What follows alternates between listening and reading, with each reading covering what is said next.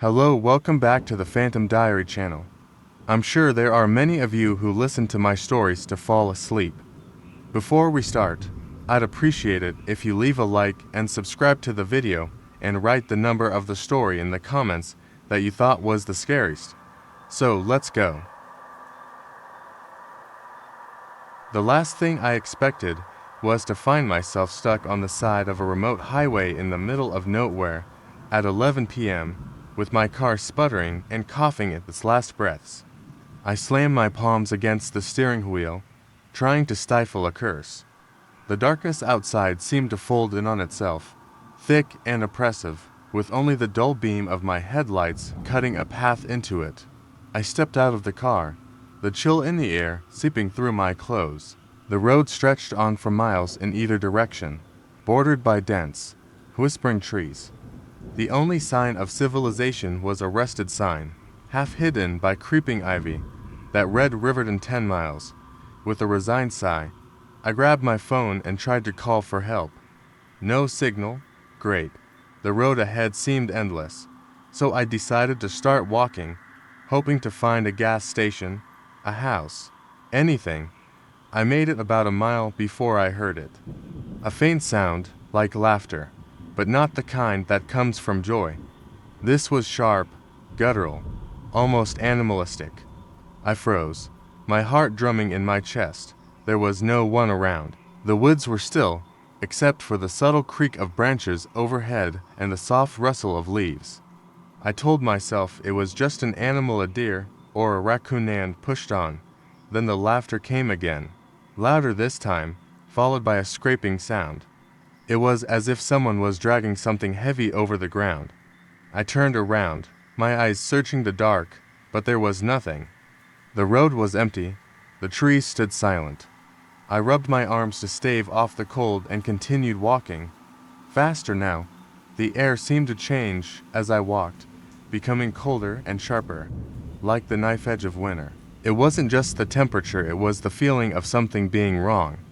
The laughter stopped, replaced by the sound of footsteps following me, just at the edge of hearing. I glanced over my shoulder, but saw only shadows that seemed to shift and dart away. Then, without warning, something moved in the woods. A figure stepped out from between two trees, tall and thin, with limbs that bent in unnatural ways.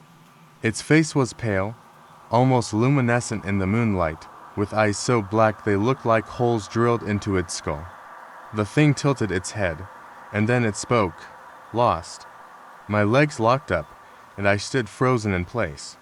I couldn't find my voice, couldn't tear my eyes away from that hollow, grinning face. It took a step forward, the uneven gait making the ground creak beneath it. I stumbled back, my mind screaming at me to run, but my body wouldn't listen. The figure took another step, and I finally snapped out of my paralysis, turning and bolting down the road as fast as I could. The sound of heavy footsteps pounding behind me, matched by that terrible, hollow laughter, drove me forward. The road blurred past, my vision cutting out between stumbles. I ran until my lungs felt like they would burst, until my legs were cramping and I couldn't tell if the thud behind me was my own heartbeat or something chasing me. I didn't look back. I knew if I did, I wouldn't be able to move. Then, suddenly, there was light, dim and flickering. A street lamp, old and cracked, stood at the edge of the road. I scrambled toward it, the warm glow embracing me, a sanctuary from the cold. The laughter and footsteps stopped. Silence. I dared a glance behind me. Heart still racing, there was nothing but the night. The road was empty. The street lamp buzzed and flickered before dying, leaving me in a pitch-black void again. But then, a voice, "Need a ride." I whirled around, eyes wide. A truck sat at the end of the road, headlights on, engine purring. The driver's face was obscured in shadow, but the voice was familiar, as if I'd heard it before. A hand reached out, fingers long and thin, with skin that seemed to tight, to pale. My blood froze as I recognized it. The laughter returned, only it was my own voice, twisted and distorted, echoing from somewhere in the dark. I didn't tell them that I had heard its voice, a voice that whispered my name in a voice I recognized. The voice of someone I had known a long time ago. It wasn't until weeks later, when I was walking home late at night, that I heard the thumping again. This time, it wasn't coming from the woods. It was coming from behind me. Footsteps that were just too heavy to be human. I turned, but there was nothing there.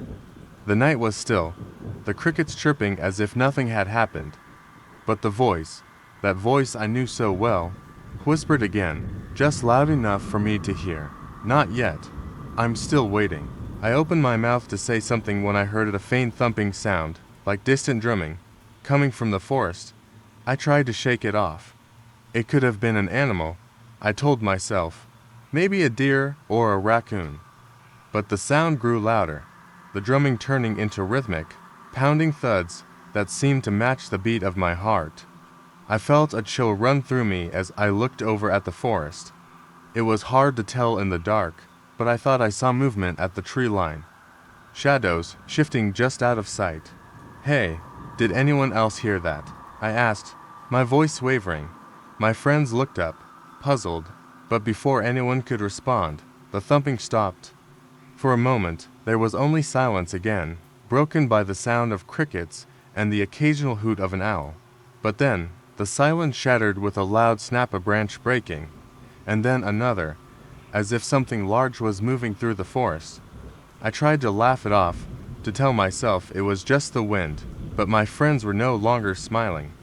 They were staring at the edge of the trees, eyes wide and breathless. What if it's a person? One of them whispered. Before I could reply, there was a sound that made my blood freeze, a low growl, deep and guttural, coming from just behind the trees.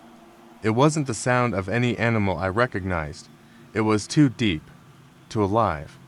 And then, just as suddenly as it had begun, the growl cut off, leaving an unbearable silence. We stood there, staring at each other, the chill of the night creeping into our bones. One of my friends, Tom, glanced over at the path leading back to the road. We should go, he said, his voice barely above a whisper. We gathered our things and started walking quickly, our eyes flicking back to the forest every few steps. The thumping started up again, but this time it was closer. Each thud echoed behind us, heavier and more insistent. We picked up our pace, the sounds following us, pushing us forward like a terrible wind. I dared a quick glance back, and for a split second, I thought I saw something tall, darker than the night, with limbs that bent in unnatural ways. It was only there for an instant, then vanished back into the trees, but I could still feel its presence, a dark, hungry shadow just behind us. We made it back to the road, panting and terrified, but the sounds of the forest had stopped. There was no thumping, no growl, just the soft breeze rustling the grass. We didn't stop until we were safely in town, where streetlights cast a warm glow over the empty streets. As we talked about what had happened, we realized we had all seen something different. Tom swore he had seen a long, thin arm reaching for him.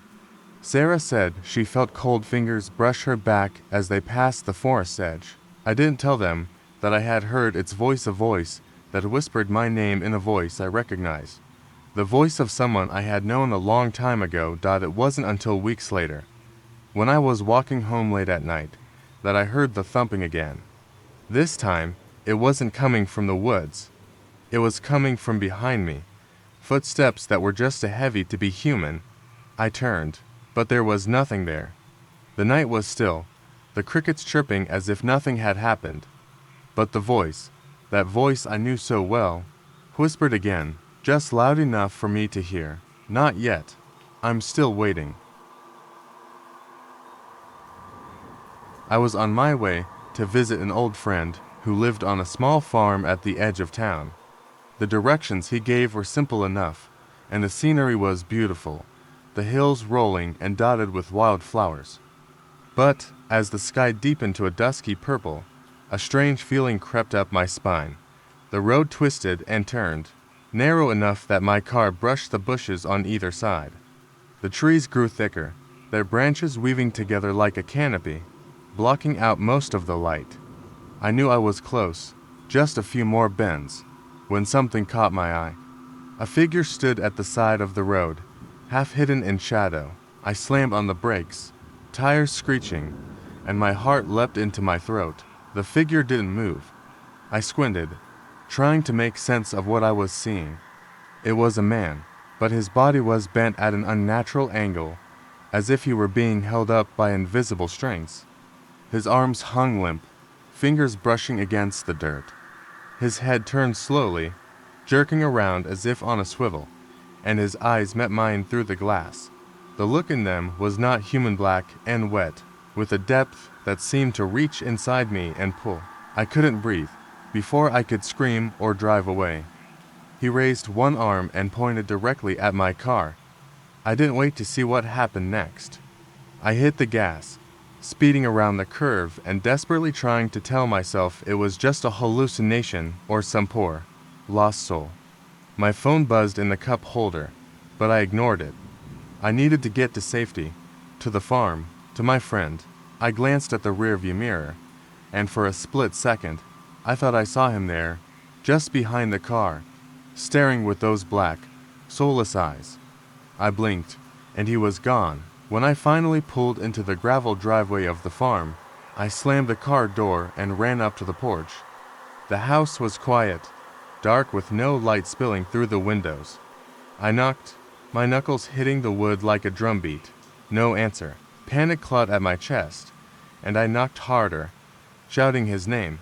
The silence was broken by the sound of footsteps behind me. I spun around, eyes wide, searching the dark yard. The air was damp and cold, and I could see my breath curling in the faint moonlight. Out of the corner of my eye, I caught a movement of figure stepping out from behind the barn. It wasn't my friend. It was him, the man from the road, his body still bent at that unnatural angle. He stepped forward, and as he moved, his limbs made wet, snapping sounds. The same dark, black eyes stared at me. Before I could run, he raised his arm again and pointed a gnarled finger toward the house. The light in the window flickered and blinked out, leaving only darkness. The air seemed to shift, heavy and suffocating, and the yard was filled with a sound I can only describe as whispering hundreds of voices, too quiet to make sense of, but the tone was unmistakable. I turned and bolted for the door, twisting the handle until it nearly broke. Inside, the house was still dark, cold, as if no one had lived there for years. I swept my phone across the room, and its light illuminated something that made my blood freeze. On the wall, written in what looked like smeared ash, were the words, "He's waiting for you." The old amusement park had been closed for years, but I decided to go with my friends that evening. It was a dare, a way to break the monotony of our lives. We sneaked in through a broken gate, and for a while, everything felt thrilling and forbidden. The rusted rides creaked in the wind, and the faint, sweet scent of candy still lingered in the air, a memory from a long-gone summer. As night deepened, the park felt more alive. The lights from the Ferris wheel flickered, as if trying to send a signal. We laughed nervously, daring each other to go further. We were all teenagers, invincible and foolish. The sunken bumper car arena had its roof caved in, but we walked through it anyway. I noticed a handprint on the window of one of the cars, smudged and dirty, and felt a shiver race down my spine. "Stop being so paranoid," Jenna said, brushing past me.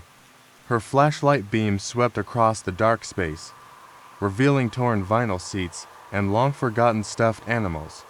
I was about to say something when I heard a faint giggle, too high-pitched to be anyone in our group. My head snapped toward the sound, and I saw nothing but the shadows. Did anyone else hear that? I whispered, my voice a bit too sharp. They laughed, a sound too loud in the silence. "Probably just the wind," Mark said, but there was doubt in his eyes. We pressed on, past the carousel, which was missing half its horses and now stood as a skeleton, creaking as if it were laughing at us. When we reached the fun house, the cracked mirror tiles reflected distorted versions of ourselves. We stepped inside, the air damp and thick with the smell of mold. It was colder in there, as if the night had crept in and wrapped its arms around us. "Why did you want to come in here?" Jenna whispered, her voice shaking. "To see if it's really haunted," I replied, half joking. I ran my fingers over one of the mirrors, feeling the smooth glass beneath my fingertips. A cold draft made me shiver, and as I turned around, I caught a glimpse of something behind me, a figure, pale and thin, with eyes like black holes. Before I could scream, it was gone. "Did you see that?" My voice cracked. "What?" Mark asked, eyes wide. "Never mind," I muttered, trying to shake off the fear. We were all laughing, but the laughter felt hollow now. We pushed deeper into the funhouse, the laughter now tangled with the sound of footsteps that were not our own, echoing behind us. We tried to leave, but when we turned, the hallway twisted, like a giant snake blocking our path. We ran in the opposite direction, pushing through the maze, but no matter which way we went, the hallways seemed to stretch forever. The air was heavy, filled with the scent of rot and something metallic. Then, the giggle returned, closer this time. It wasn't one voice, it was many, overlapping and deep, as if the shadows were laughing at us. The sunken bumper car arena had its roof caved in, but we walked through it anyway. I noticed a handprint on the window of one of the cars, smudged and dirty, and felt a shiver race down my spine.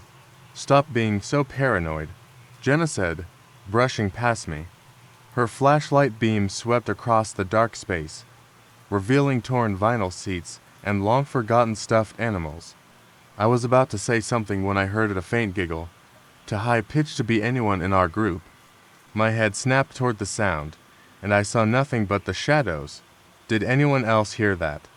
I whispered, my voice a bit too sharp. They laughed, a sound too loud in the silence. "Probably just the wind," Mark said, but there was doubt in his eyes. We pressed on, past the carousel, which was missing half its horses and now stood as a skeleton, creaking as if it were laughing at us. The noise of the motor drowned out the horrible sound that followed us, a rattling, choking gurgle. As if the creature in the water was laughing, we sped back toward the dock, the sun slipping quickly below the horizon, the light casting eerie, shifting shadows across the water. I dared a glance back, but the thing was already gone, swallowed up by the dark, as if it had never existed. The next morning, I took a walk along the shore, hoping to make sense of what we'd seen.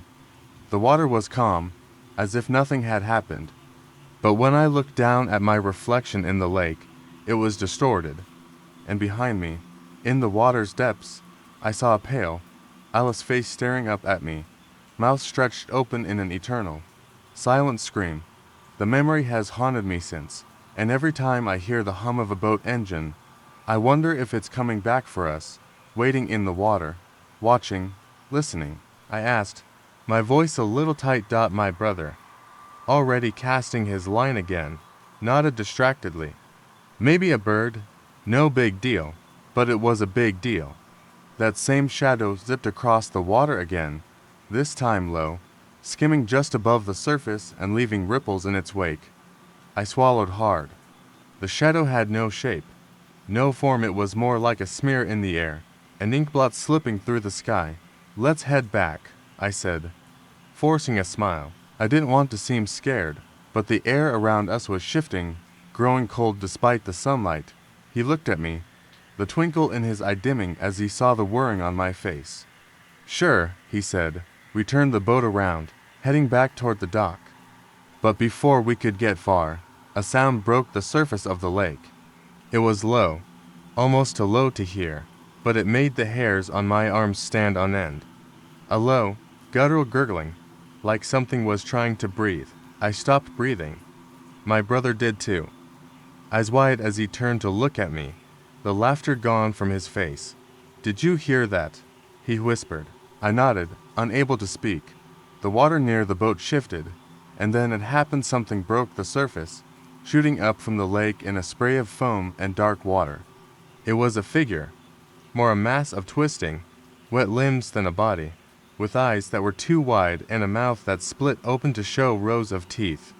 Yellow and jagged dot. My brother grabbed for the motor, but it was too late.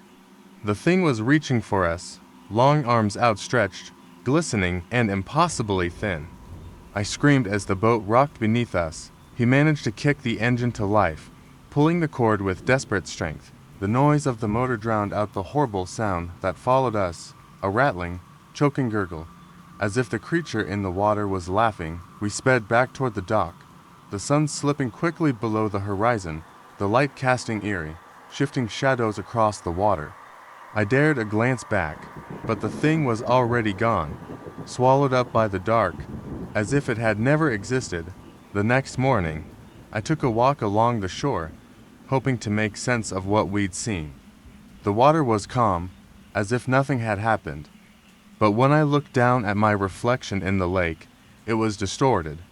And behind me, in the water's depths, I saw a pale, eyeless face staring up at me, mouth stretched open in an eternal, silent scream. The memory has haunted me since, and every time I hear the hum of a boat engine, I wonder if it's coming back for us, waiting in the water, watching, listening. The evening sun dipped low, painting the sky in a wash of orange and pink as I stood in the middle of the field, staring out at the sprawling farm. The summer harvest was winding down, and I was finishing up my last task, picking a few late-season tomatoes. The air was warm but carried a faint, bitter tang that didn't sit right in my throat. I glanced around, trying to push the feeling aside. There was no reason for it. The farm was my sanctuary, a place where nothing could go wrong. I'd been working on my uncle's farm for years. It was familiar, predictable, and usually quiet except for the crows that would squawk and wheel in the sky. But tonight, something was different. The field behind the barn was where I always finished my day. I loved the rhythmic rustle of the tall corn stalks and the occasional cricket chirping, a sound that calmed me down after a long day. But today, the corn didn't move with the wind. It stood still, like it was holding its breath. I swallowed hard, feeling that strange, electric tingle creep up my spine. "Hey, are you out there?" My uncle's voice cut through the silence, startling me. I turned and saw him at the edge of the porch, the silhouette of his wide-brimmed hat shadowing his face. I raised a hand to show I was still working, but then something caught my eye. Just beyond the corn, near the tree line, something moved. At first, I thought it was a deer, but it didn't move like one. It was too slow, too deliberate. I squinted, trying to see better, but the light was fading fast. That's when I saw an arm, pale and thin, poking out from between the stalks. It was just an arm, no body, no head, yet it seemed to be reaching for something, fingers twitching as though testing the air. A shiver passed through me, and I dropped my basket, the tomatoes rolling across the dirt. "Uncle," I called, my voice shaking. He was already running towards me, but he stopped when he saw the arm. His expression shifted from concern to confusion, and then to something else I couldn't name. His eyes widened, and he glanced toward the woods before meeting my gaze. "You need to get inside now," he said, his voice low and rough. Before I could ask why, the arm pulled back into the cornfield, and a wet, spluttering sound followed. It was as though something was dragging itself, the thud of its movements muffled by the earth. The corn rustled violently, then fell silent again, a suffocating hush settling over everything. My uncle grabbed my arm, pulling me towards the porch. "Inside," he said, more urgently this time, but I couldn't move. My feet were rooted to the spot. A scream tore through the air, sharp and strangled. It wasn't human. It was like an animal, but worse, deeper, guttural. My body froze, but my mind raced, fighting the instinct to run. I glanced back toward the field, my uncle's grip digging into my arm. There, standing at the edge of the corn, was a figure. It was pale, emaciated, its limbs too long and crooked. It didn't have a face. Just a void where I should be, a black, empty space that seemed to pulse in the dim light. Then it moved, not toward us, but sideways, disappearing into the woods, the corn behind it shivering as it passed. I staggered back as the last light of the day slipped below the horizon. I swallowed hard, feeling that strange, electric tingle creep up my spine. "Hey, are you out there?" My uncle's voice cut through the silence, startling me. I turned and saw him at the edge of the porch, the silhouette of his wide-brimmed hat shadowing his face. I raised a hand to show I was still working, but then something caught my eye. Just beyond the corn, near the tree line, something moved. At first, I thought it was a deer, but it didn't move like one. It was too slow, too deliberate. I squinted, trying to see better, but the light was fading fast. That's when I saw an arm, pale and thin, poking out from between the stalks. It was just an arm, no body, no head, yet it seemed to be reaching for something. Fingers twitching as though testing the air. A shiver passed through me, and I dropped my basket, the tomatoes rolling across the dirt. "Uncle." When we asked her what it was, she looked at us, eyes wet with unshed tears. "They come back every summer," she said. "They always do, looking for what they lost." I didn't understand what she meant until I looked at the old photograph in my hand, a picture of my grandparents, standing in front of the house with the same twisted figure hidden in the background. But it wasn't until later that I realized what it truly meant. As I glanced out the window that night, I saw a shadow moving across the field, creeping closer to the farmhouse with each passing moment that it was back. And it wasn't alone. We were eating dinner at the large wooden table in the kitchen when we heard the sound of someone stepping on the porch outside. My brother and I exchanged a glance. Neither of us had seen anyone in town all day, and our grandparents never had visitors. The sound stopped, replaced by silence. I glanced at the front door, the old doorknob gleaming in the low light.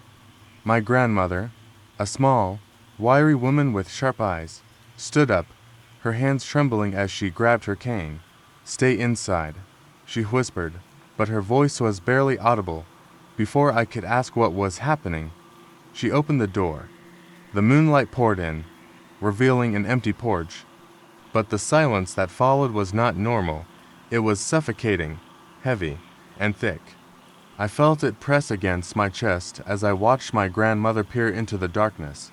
She stepped outside, and I noticed for the first time that the air had changed. It was no longer warm and pleasant, but cold and brittle. I felt my brother grab my arm as the sound of feet scraping on the floorboards above us reached our ears. The old house had an attic, one that was rarely used. We never went up there because the stairs creaked under even the lightest weight. But that night, the sound was unmistakable, a shuffling, scraping, like something being dragged across the wooden plank. "Stop," my brother whispered. "There's someone in the attic."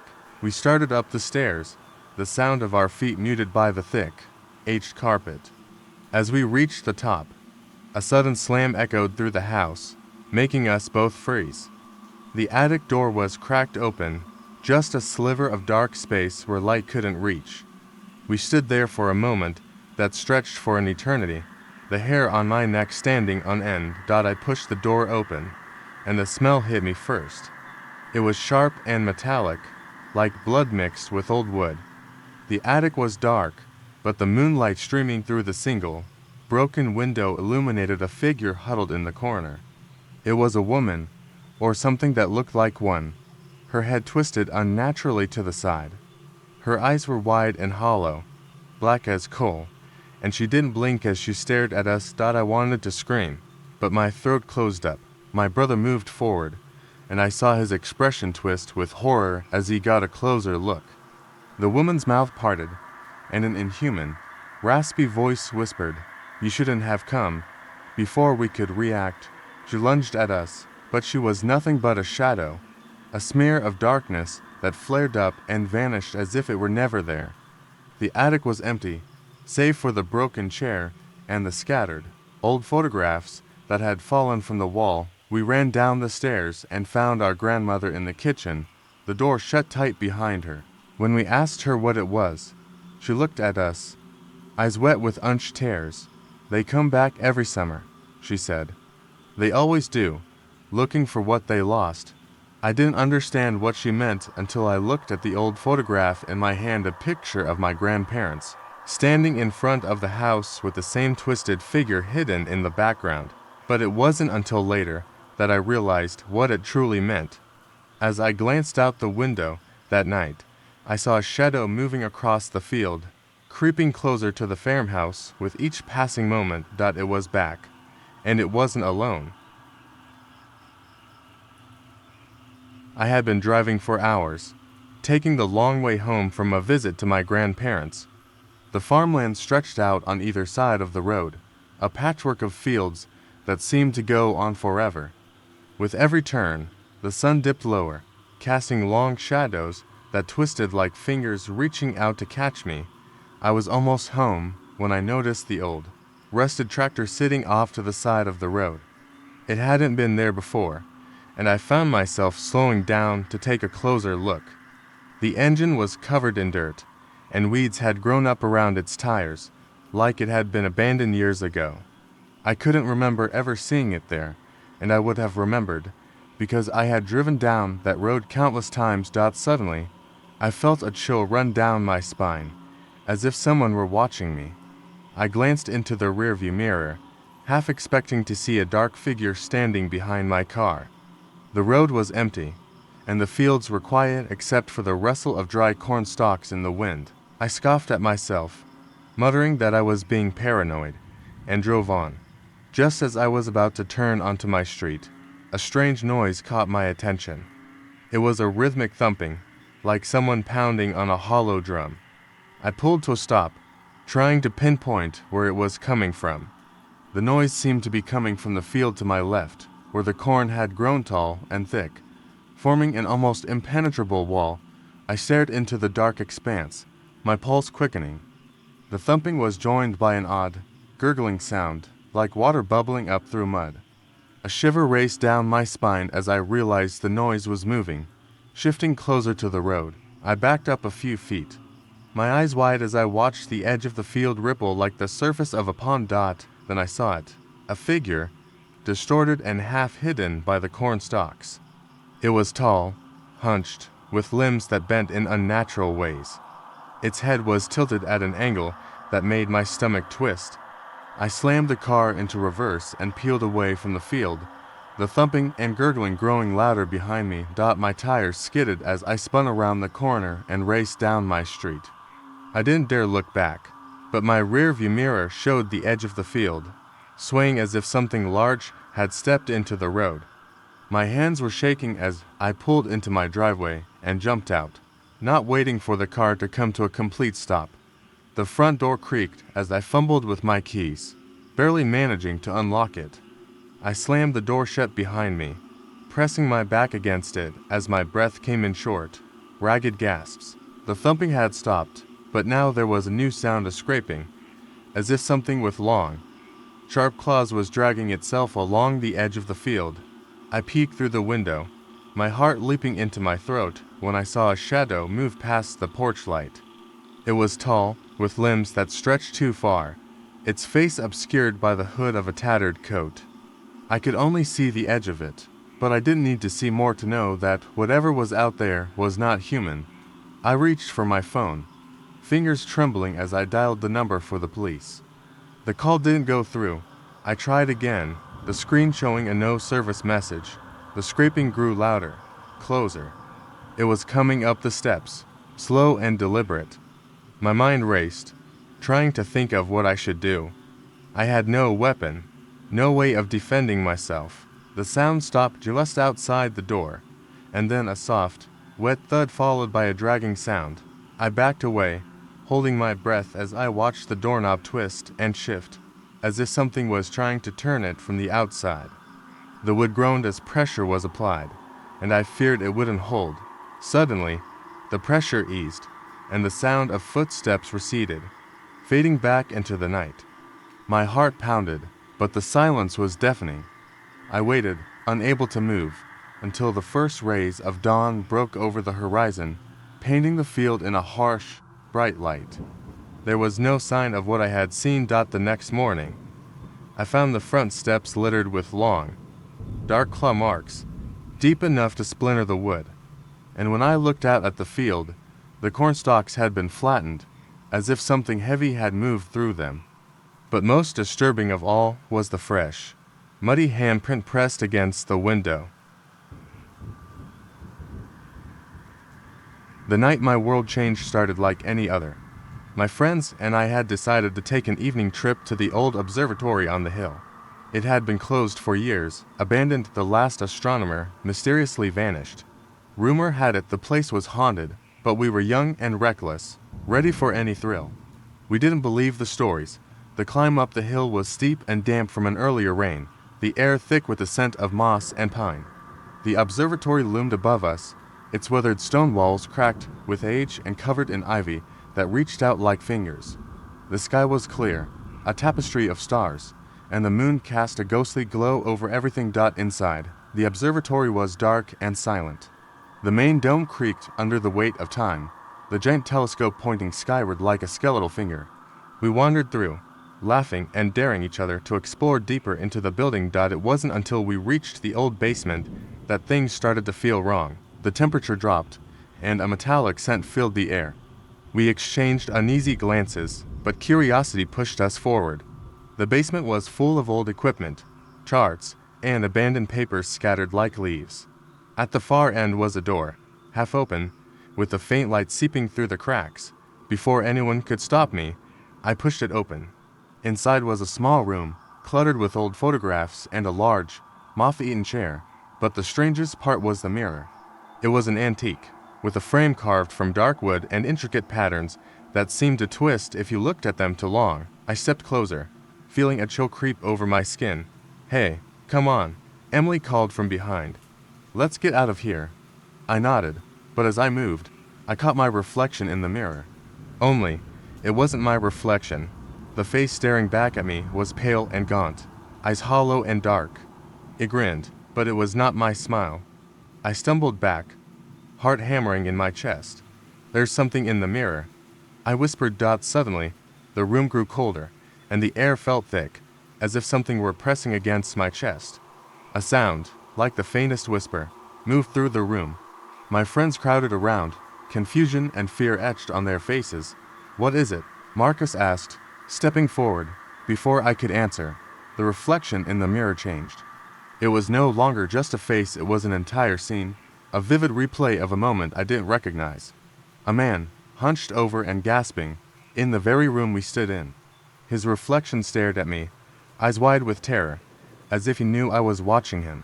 Then, without warning, his hand reached out, fingers splayed, as though trying to pull me in, get away from it. Emily screamed. I wanted to move, but I couldn't tear my eyes away. The room shuddered, the floor creaking as though it were about to split open. A cold wind surged past me, carrying with it a voice that echoed in my mind. "Help me." I snapped back to reality, stumbling away from the mirror as it cracked, the glass shattering in a spray of sharp, jagged pieces. The chill lifted, and the room returned to its stillness. My friends were staring at me, fear radiating off them like heat. "What did you see?" Marcus asked, his voice trembling. I looked around, not sure how to answer. The air felt normal again, but I couldn't shake the feeling that the man in the mirror was still there, waiting for me to return. We left the basement without speaking, the silence heavy between us. When we finally stepped out into the open night, the stars above felt colder, the moon more watchful. I never went back to that observatory. None of us did. But sometimes, when I'm alone, I catch my reflection in a dark window and see a pale, hollow-eyed face grinning at me from the glass. It's not just a reflection. It's waiting. It was just a casual evening stroll through the old part of town. My friend Dan and I were looking for something to do on a Sunday night, so we wandered into the district filled with century-old buildings, antique shops, and strange little cafes that seemed to appear and disappear overnight. The air was crisp, the kind that nipped at your skin, but not enough to make us turn back. We were in the mood for adventure. We found ourselves in front of an old bookstore, its sign creaking as the wind passed through it. The light in the window flickered, casting long, twitching shadows on the cracked pavement. Dan, who loved anything unusual, pushed the door open. A tiny bell chimed, and the musty scent of old paper and leather filled the air. We stepped inside, the creaky floorboards groaning under our weight. An elderly man stood behind the counter, eyes like sunken marbles fixed on us. He didn't speak, only nodded as if he'd been expecting us. Books lined every inch of the walls, the stacks of them towering over us. I turned to Dan, an amused grin playing on my lips. "Find anything interesting?" I joked. Dan smiled back, but there was something in his eyes that I couldn't quite read. He pointed to a dark corner of the shop where a single book sat on a pedestal. The light from the overhead lamp shone on it like it was special. I walked over and felt the hairs on the back of my neck prickle. The book was bound in cracked black leather with strange, twisted symbols carved into its surface. When I ran my fingers over the cover, a jolt of cold spread up my arm, but I pulled my hand away before I could react. "Don't touch that," the old man said, his voice raspy but urgent. We both looked at him, and I noticed for the first time the way his hands trembled as he gripped the edge of the counter. "Why?" Dan asked, voice curious, defiant even. "It's cursed," the old man said. His eyes darted nervously, but his lips twitched into a thin, knowing smile. "You shouldn't be here. Leave while you still can." I turned to Dan, who was now staring intently at the book. His expression shifted from amusement to a strange kind of determination. He reached out and pulled the book off the pedestal, its weight heavy and unnatural in his hands. The lights flickered again, longer this time, and the shadows seemed to stretch out like fingers across the room. The elderly man's eyes widened, and he made a noise like a choked cry. Suddenly, the silence was shattered by a deep, bone-rattling thud from somewhere in the back of the shop. Dan and I exchanged a glance.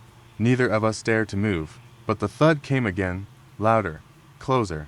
Then came the whisper. It was low and guttural, like someone dragging their nails over a chalkboard. The old man's face turned ashen as he whispered, "Run." Before I could move, a figure stepped into view from behind the bookshelf, a man, or what used to be one, with hollow eyes and a grin that stretched impossibly wide. His limbs bent in ways that weren't natural, joints creaking with each step he took. Don dropped the book, stumbling backward as the figure moved toward us, fingers twitching. The air grew colder, and a sickly smell filled the room, something like decay and rot. We bolted for the door, but the whispering followed us, growing louder, more urgent. It was as if a chorus of voices was coming from every corner, murmuring and pleading. We burst outside, the door slamming behind us, and we didn't stop running until we were back in the main street, gasping for breath. The night had taken on a strange, unnatural stillness, and I could have sworn I saw the old man watching us from the window, the book clutched in his hands, eyes wide and terrified. It was only after we caught our breath that I dared to look back. The bookstore was gone, replaced by a crumbling stone wall, covered in ivy. There was no sign it had ever been there. Don and I never spoke about what happened that night. We left town the next morning and never returned. But sometimes, in the dead of night, when the wind howls just right, I hear the faint, echoing whisper that still sends chills down my spine. Run. The road to the old farmhouse was long and winding, a forgotten path that cut through fields of tall grass and gnarled oaks. I had never been out to the farm before, but my friend Aaron had convinced me to join him on this trip to visit his grandparents. They were out of town, and he thought it would be fun to spend the weekend there, exploring and getting away from the city. That had started out as a joke between us, a way to break up the monotony of our usual weekend routine. But, as the sun sank below the horizon, the light slipping into dark shadows, an unease settled over me. The farmhouse stood on the edge of a field, its old wooden panels darkened with age. Windows that had once been bright and inviting now cracked and dusty. We explored the house in the fading light, peering into rooms filled with old, rusting tools and faded photographs of a family that felt like a ghostly memory. I touched a picture frame that showed a woman and a man with a young child, their smiles warm and familiar. But it was the eyes that made me stop. They looked familiar, almost like they were staring back at me. I quickly pulled my hand away, my heart hammering in my chest. Aaron laughed, his voice bouncing through the empty house. He was already upstairs, calling out for me to check out the attic. I hesitated. but curiosity won. I climbed up, the wooden steps creaking under my weight. The attic was dark, suffocating with the scent of old wood and dust. The air felt heavy, almost electric, as if someone else was up there with us. "Look at this," Aaron said, holding a dusty lantern aloft. The light flickered, casting long, jerky shadows that seemed to move on their own. I stepped closer and saw an old, moth-eaten trunk. He opened it, and inside were old clothes, some toys, and a small diary with pages that looked like they could crumble with a single touch. I reached out and flipped it open, not expecting anything more than gibberish. But the words leapt off the page, written in a scrawled, frantic hand. "They come when the lights go out." They were the faces of those who were here before. The air around me grew colder, and I heard Aaron let out a sharp breath behind me. The lantern flickered again, and I spun around, the light catching his face. His eyes were wide, and his mouth hung open, but it wasn't just surprise that I saw. It was fear. The wind picked up outside, rattling the old house as if it were trying to break in. A low thud sounded below us, and then a muffled voice, soft but urgent. I couldn't make out the words, but it was close, too close. My body tensed, and I felt a shiver race up my spine. "Aaron, we need to go," I said, my voice barely above a whisper. But when I looked at him, he wasn't looking at me. His eyes were fixed on something behind me, something that moved in the darkened corner of the attic. I turned, heart leaping into my throat. The shadow moved, a shape that was impossible and familiar at once. A face. It had the same features as the one in the picture downstairs, but it wasn't a photograph anymore. It was real, staring at me with wide, unblinking eyes, lips twisting into a grin. I stumbled back, and the lantern fell from Aaron's hands, landing with a crash that shattered the glass and sent sparks skittering across the wooden floor. The room erupted into darkness, but I could still feel it moving closer, slow and deliberate. "Run!" Aaron shouted. We bolted down the stairs, tripping over each other in our panic. The voice below grew louder, now unmistakable a child's voice, singing a lullaby I had never heard before, followed by the soft sound of feet pattering on the floor above. We reached the front door, wrenching it open and stumbling out into the night. The moon was a pale slice in the sky, illuminating the fields that stretched out in front of us. We didn't stop to look back as we ran across the grass, the song still echoing behind us, chased by the sound of footsteps and a voice that whispered my name. When we reached the road, I dared a glance over my shoulder. The farmhouse loomed behind us, its windows dark and lifeless, but I saw something in the window on the second floor. A child's face, pressed against the glass, eyes wide and hollow, watching us as we ran away. We didn't stop until we reached the nearest town, hearts pounding and breathless.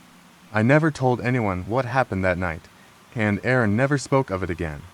But I know what I saw, and I know we weren't alone in that house, and I'm sure I'm not the only one who heard the voice.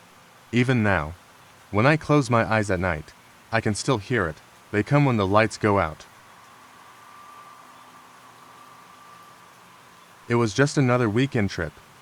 One of those spontaneous plans made when life started to feel suffocating. My friends and I decided to head out to a small, abandoned amusement park that had been closed for decades. It was the kind of place that was spoken about in hushed tones, a rumor passed around at bars and campfires. But none of us truly believed it was haunted. We were there for the thrill of the unknown, to see if we could convince ourselves the old legends were true. We arrived just before sunset, the fading orange light casting long, twisted shadows over rusting rides and crumbling ticket booths. The entrance, a once vibrant arch with peeling paint, seemed to grin at us, daring us to step inside. With flashlights and a mixture of nervous excitement, we ventured in. The park was a maze of broken attractions, half-missing clown faces on the Ferris wheel, an old carousel where the horses were now chipped and mottled with dirt. Everything was still, the air heavy with dust and the scent of decaying metal. The silence was so complete it felt like we were intruding on something sacred, something that shouldn't be disturbed. We explored for hours, jumping at every creak and groan as the wind swept through the twisted metal. By the time the last light dipped below the horizon, we were ready to head back. But as we walked toward the entrance, a loud, shrill laughter echoed from the direction of the FUNHOUSE. We all froze. The laughter was high-pitched and childlike, like it was coming from deep within the warped hallways of the broken building. My friend Mark snorted, trying to laugh it off. "Probably just the wind," he said, though there was a tremor in his voice. "Let's check it out," Lizzie whispered, her eyes wide in the beam of her flashlight. None of us said no. Our curiosity got the better of us. The fun house was even worse up close. Its walls were warped, the windows shattered with jagged edges that looked like broken teeth. We pushed open the door, its rusty hinges groaning in protest, and stepped inside. The air was colder than outside, the scent of dampness and mold clinging to our noses. The floorboards creaked beneath our weight, and the walls seemed to lean in, closing us off from the rest of the world. We moved through the maze, the laughter growing louder, echoing from somewhere deeper within. We finally reached the center, where an old mirror maze stretched out in front of us, cracked and splintered like spiderwebs. In the dim light, we could see each other's reflections in a million broken pieces. The laughter stopped suddenly, and we all tensed, looking around. "Who's there?" Mark called out, his voice barely louder than a whisper. A shadow moved in one of the mirrors. I blinked, and when I opened my eyes, it was gone. But now, I noticed that one of the mirrors wasn't cracked, it was smooth, polished like a new surface. As I stepped closer, the cold feeling of dread spread through my chest. The mirror reflected my own face. But behind me, in the reflection, a dark figure stood just out of sight. My pulse quickened, my mouth going dry. The figure stepped forward, slowly, impossibly, and I stumbled back. Lizzie screamed, and Mark yelled, "Run!"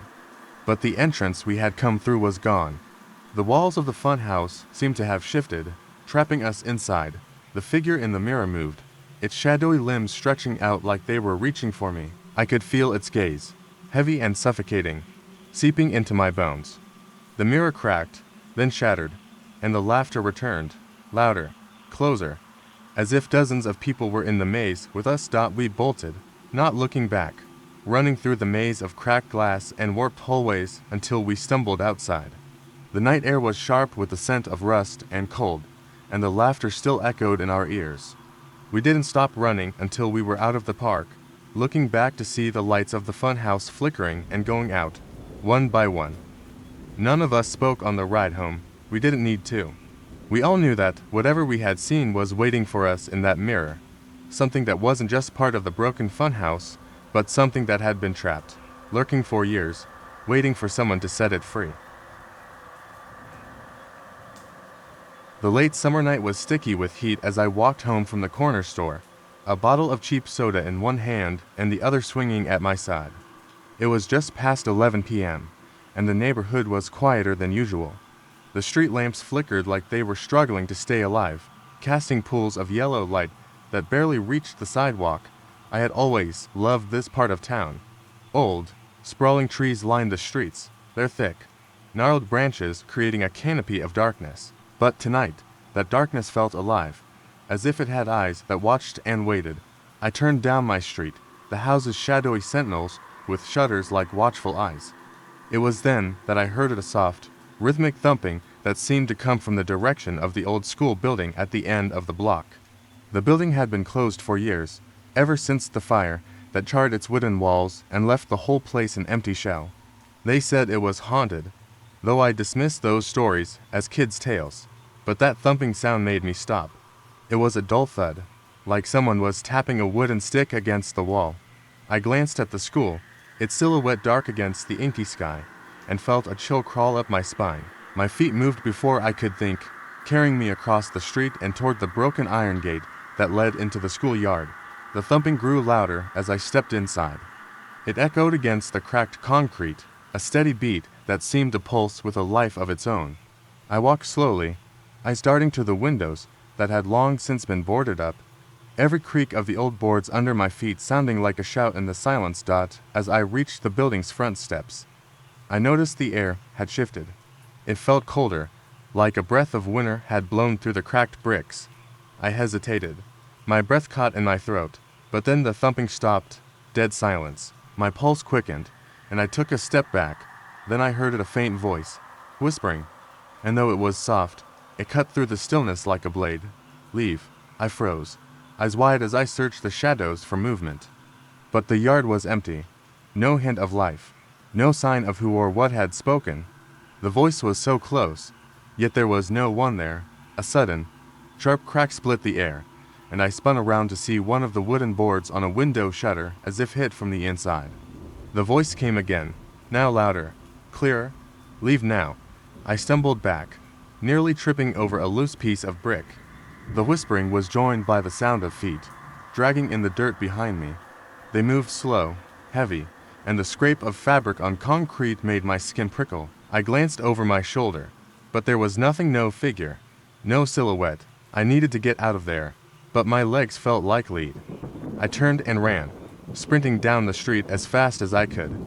The thumping resumed, pounding behind me like a drumbeat, growing louder and closer with every step. I dared not look back. I didn't stop until I was safely back on my porch, slamming the door behind me and locking it with shaking hands. The street was empty, the houses dark, but I could still hear the faint thumping, now muffled, like it was coming from somewhere deep in the distance. I was about to breathe a sigh of relief when the whisper came again, this time from inside my own house. "Leave." I spun around, the bottle of soda slipping from my fingers and shattering on the floor. There, in the hallway, a shadow stood, taller than any man I'd ever seen, but with limbs that moved like they were made of thin, broken twigs. It tilted its head, and its eyes to deep, hollow pits locked with mine. The thumping started again, echoing from the empty rooms of the house. It was never the school. It had been following me all along. I had never been one for city life, so when my friends invited me on a spontaneous day trip to the countryside, I jumped at the chance. We packed a picnic, hopped in a car, and drove for hours, leaving the noise and pollution behind for rolling fields and the fresh scent of wildflowers. The air was different out there, light and cool, and it made me feel freer than I had in years. The fields seemed endless, a patchwork of greens and yellows, with a lonely barn standing at the edge, worn down and forgotten. It was the kind of place you'd expect to see in an old photograph, the kind where the grass has a slightly wild look, like it's been waiting for a long time to be noticed. We parked by the barn, unloaded our food, and set out to explore. I was the first to find the small, withered path that led to a cluster of trees at the edge of a clearing. I followed it with my friends, and soon we found ourselves standing in front of a pond, the water as still as glass, reflecting the sky like a giant mirror. We spent hours there, laughing and taking turns skipping rocks, the sun sinking lower in the sky as we began to feel the cool of evening. That was when I noticed something odd, a small shack, half hidden by overgrown ivy, in the distance across the pond. None of us had seen it before. "What's that?" I asked, pointing. My friend Anna squinted, her brow furrowed. I don't think it was there before. It was true. I felt like I would have noticed a building like that, something that looked like it belonged in a horror movie. We debated whether to check it out, the setting sun casting long, wavering shadows across the grass, but curiosity won out. We grabbed our flashlights and headed toward the shack, each step making the forest feel denser, the air colder. The shack was in worse shape than I expected. The roof had holes where rain had leaked through, and one of the wooden slats was missing from the wall, revealing a dark interior. A foul smell came from inside, like rotting meat, and I felt my stomach twist. "Hey, maybe we shouldn't go in," Mark said, his voice faltering. He looked pale, his hands trembling. "It's probably just old junk," Anna said, trying to sound brave. I nodded, but my throat was dry. I took a breath and pushed the door open, the hinges squealing in protest. The room was dark except for the thin beams of light from our flashlights. Dust settled on everything, from the tattered curtains to the broken chairs. But what made me freeze was the wooden figure in the corner. It was a crude carving of a person, hunched over, with hollow eyes and a mouth twisted into a grimace. Its limbs were shaped like twisted branches, and there were strange carvings all over its body, symbols I couldn't read, but that made my skin crawl when I looked at them. I tried to move, but the door slammed shut behind us, so hard that it cracked the frame. We all jumped, exchanging terrified glances. I reached for the handle, but the door wouldn't budge. The air grew heavier, as if someone or something was pressing against us from the outside. Anna gasped, pointing at the figure. The eyes, which had seemed so hollow before, now looked like they were watching us. The carved mouth opened, letting out a sound that was half a scream, half a groan. We all screamed and scrambled for the door. But when we turned back, the figure was moving, stepping toward us with an unnatural, jerky motion. It stopped when it reached the threshold, tilting its head like a curious animal. My heart pounded as we burst through the door, the night air outside feeling colder than before. We didn't stop running until we reached the car, our lungs burning and our legs aching. As we drove away, the last thing I saw in the rearview mirror was the shack, and standing in its doorway was the figure, watching us with those hollow eyes that never blinked. I never went back to the countryside. None of us did, and even now, years later, I never forget that face or the feeling of being watched, as though something unseen still follows me, waiting for the day when I'll go back and see it again. The sun had just set as I drove down the narrow, winding road that led to my grandmother's house. I had come to visit her for the weekend, a rare trip to reconnect after years of living in the city. The countryside was always eerie at twilight, with fields that stretched out like dark, restless oceans and rows of trees that seemed to watch me as I passed up. My grandmother's house stood at the edge of a small, overgrown field, surrounded by clusters of wildflowers that seemed to move in the wind like they were whispering secrets. The air was still and heavy, tinged with the scent of damp earth. As I pulled up, the porch light flickered, casting shadows that rippled across the wooden planks. I stepped out of the car, the crunch of gravel underfoot sounding louder than it should have in the silence. The house seemed to sigh, its old wood creaking in protest as if it had been holding its breath. I knocked on the front door, and at the moment, my grandmother appeared in the doorway, a smile softening the deep lines of her face. "Oh, you made it," she said. Her voice was weak but warm, and she pulled me into a tight embrace. The first night was simple enough. We sat in the kitchen, ate homemade pie, and listened to the quiet hum of the night outside. The only sound was the occasional hoot of an owl or the rustle of leaves. But, as the clock struck midnight, I heard something that made me pause mid-bite. A faint tapping noise came from the direction of the back door. I glanced at my grandmother, who looked suddenly tense, her eyes darting to the hallway that led to the back of the house. "Did you hear that?" I whispered. She nodded, but her lips were pressed into a thin line. "It's probably just the wind," she said, though I could hear the tremor in her voice. I stood up and moved cautiously to the back door. The tapping was louder now, but there was no wind, no reason for it. My heart pounded in my chest as I reached for the latch and pulled the door open. Darkness met me, nothing but the field and the forest beyond. But then I saw a figure, cloaked in shadow, standing just at the edge of the clearing. It was too far away to make out any features, but it stood motionless, as if waiting. "Grandma, someone's out there," I called, turning back to look at her. Before she could answer, the figure moved forward, stepping out of the shadows. It was not human, not entirely. Its limbs were unnaturally long, joints bending in ways they shouldn't, and its eyes reflected the light from the porch in a sharp, unnatural gleam. I slammed the door shut and bolted it, my hands trembling. "We need to call the police." My grandmother's eyes were wide, tears welling up as she reached for my arm. "It's too late," she whispered. "It's already here." The tapping resumed, but now it was all around the house. The walls groaned as though something heavy was pressing against them. A sudden crash sounded from the kitchen, and I spun around to see the figure, impossibly thin and contorted, standing on the other side of the glass window. Its mouth opened wide, a black void lined with teeth that seemed to stretch forever. I grabbed my grandmother's hand, dragging her toward the front door. We stumbled over furniture and ducked past shattered picture frames as the pounding grew louder, more insistent. But before we could make it out, the front door flew open, the hinges splintering as the wind howled through the room. There, framed by the moonlight, was the figure, now more solid, more real than I could have imagined. It stared at us, a twisted, unholy grin stretching across its face. And then I realized the truth. It wasn't here to take us, not tonight. It had come for something else. And behind us, I heard my grandmother's voice, distant and hollow, whispering, "It's here for me." A scream tore through the night as the figure lunged forward. But before it could reach us, it stopped, a ragged shudder passing through its body. Then it crumbled to the floor, melting into a puddle of shadow and wet earth. I blinked, disoriented, and looked at my grandmother. Her eyes were closed, a peaceful smile on her face.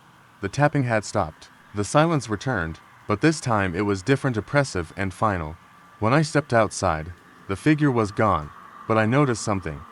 In the field behind the house, the ground was cracked, and the soil was dark, almost black, as though it had been scorched. And in the moonlight, I swore I could see shapes forming, figures reaching up from the earth, waiting for the next visitor. I drove back to the city that night, heart heavy and mind reeling. The countryside was quiet again, but I knew better now. Some things are never truly gone. Some things are just waiting. It was an ordinary Saturday, and I decided to spend the day exploring the local flea market. It was sprawling and chaotic, filled with vendors selling everything from vintage clothing to antique furniture. I loved getting lost in the maze of tents and booths, weaving around people as I sifted through old trinkets and forgotten relics. Midway through the afternoon, I found myself drawn to a small, nondescript booth in the corner of the market. The man running it had an air of mystery, dressed in a tattered coat with eyes that flickered like candle flames whenever they caught the sunlight.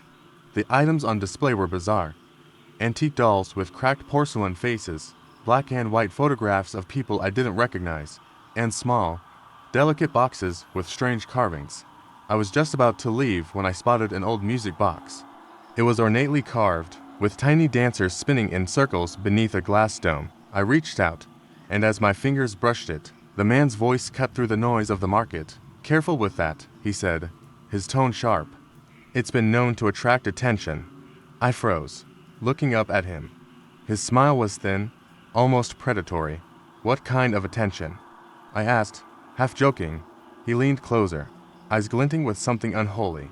"The kind you don't want." Before I could respond, a loud crash came from nearby, followed by the sound of panicked voices.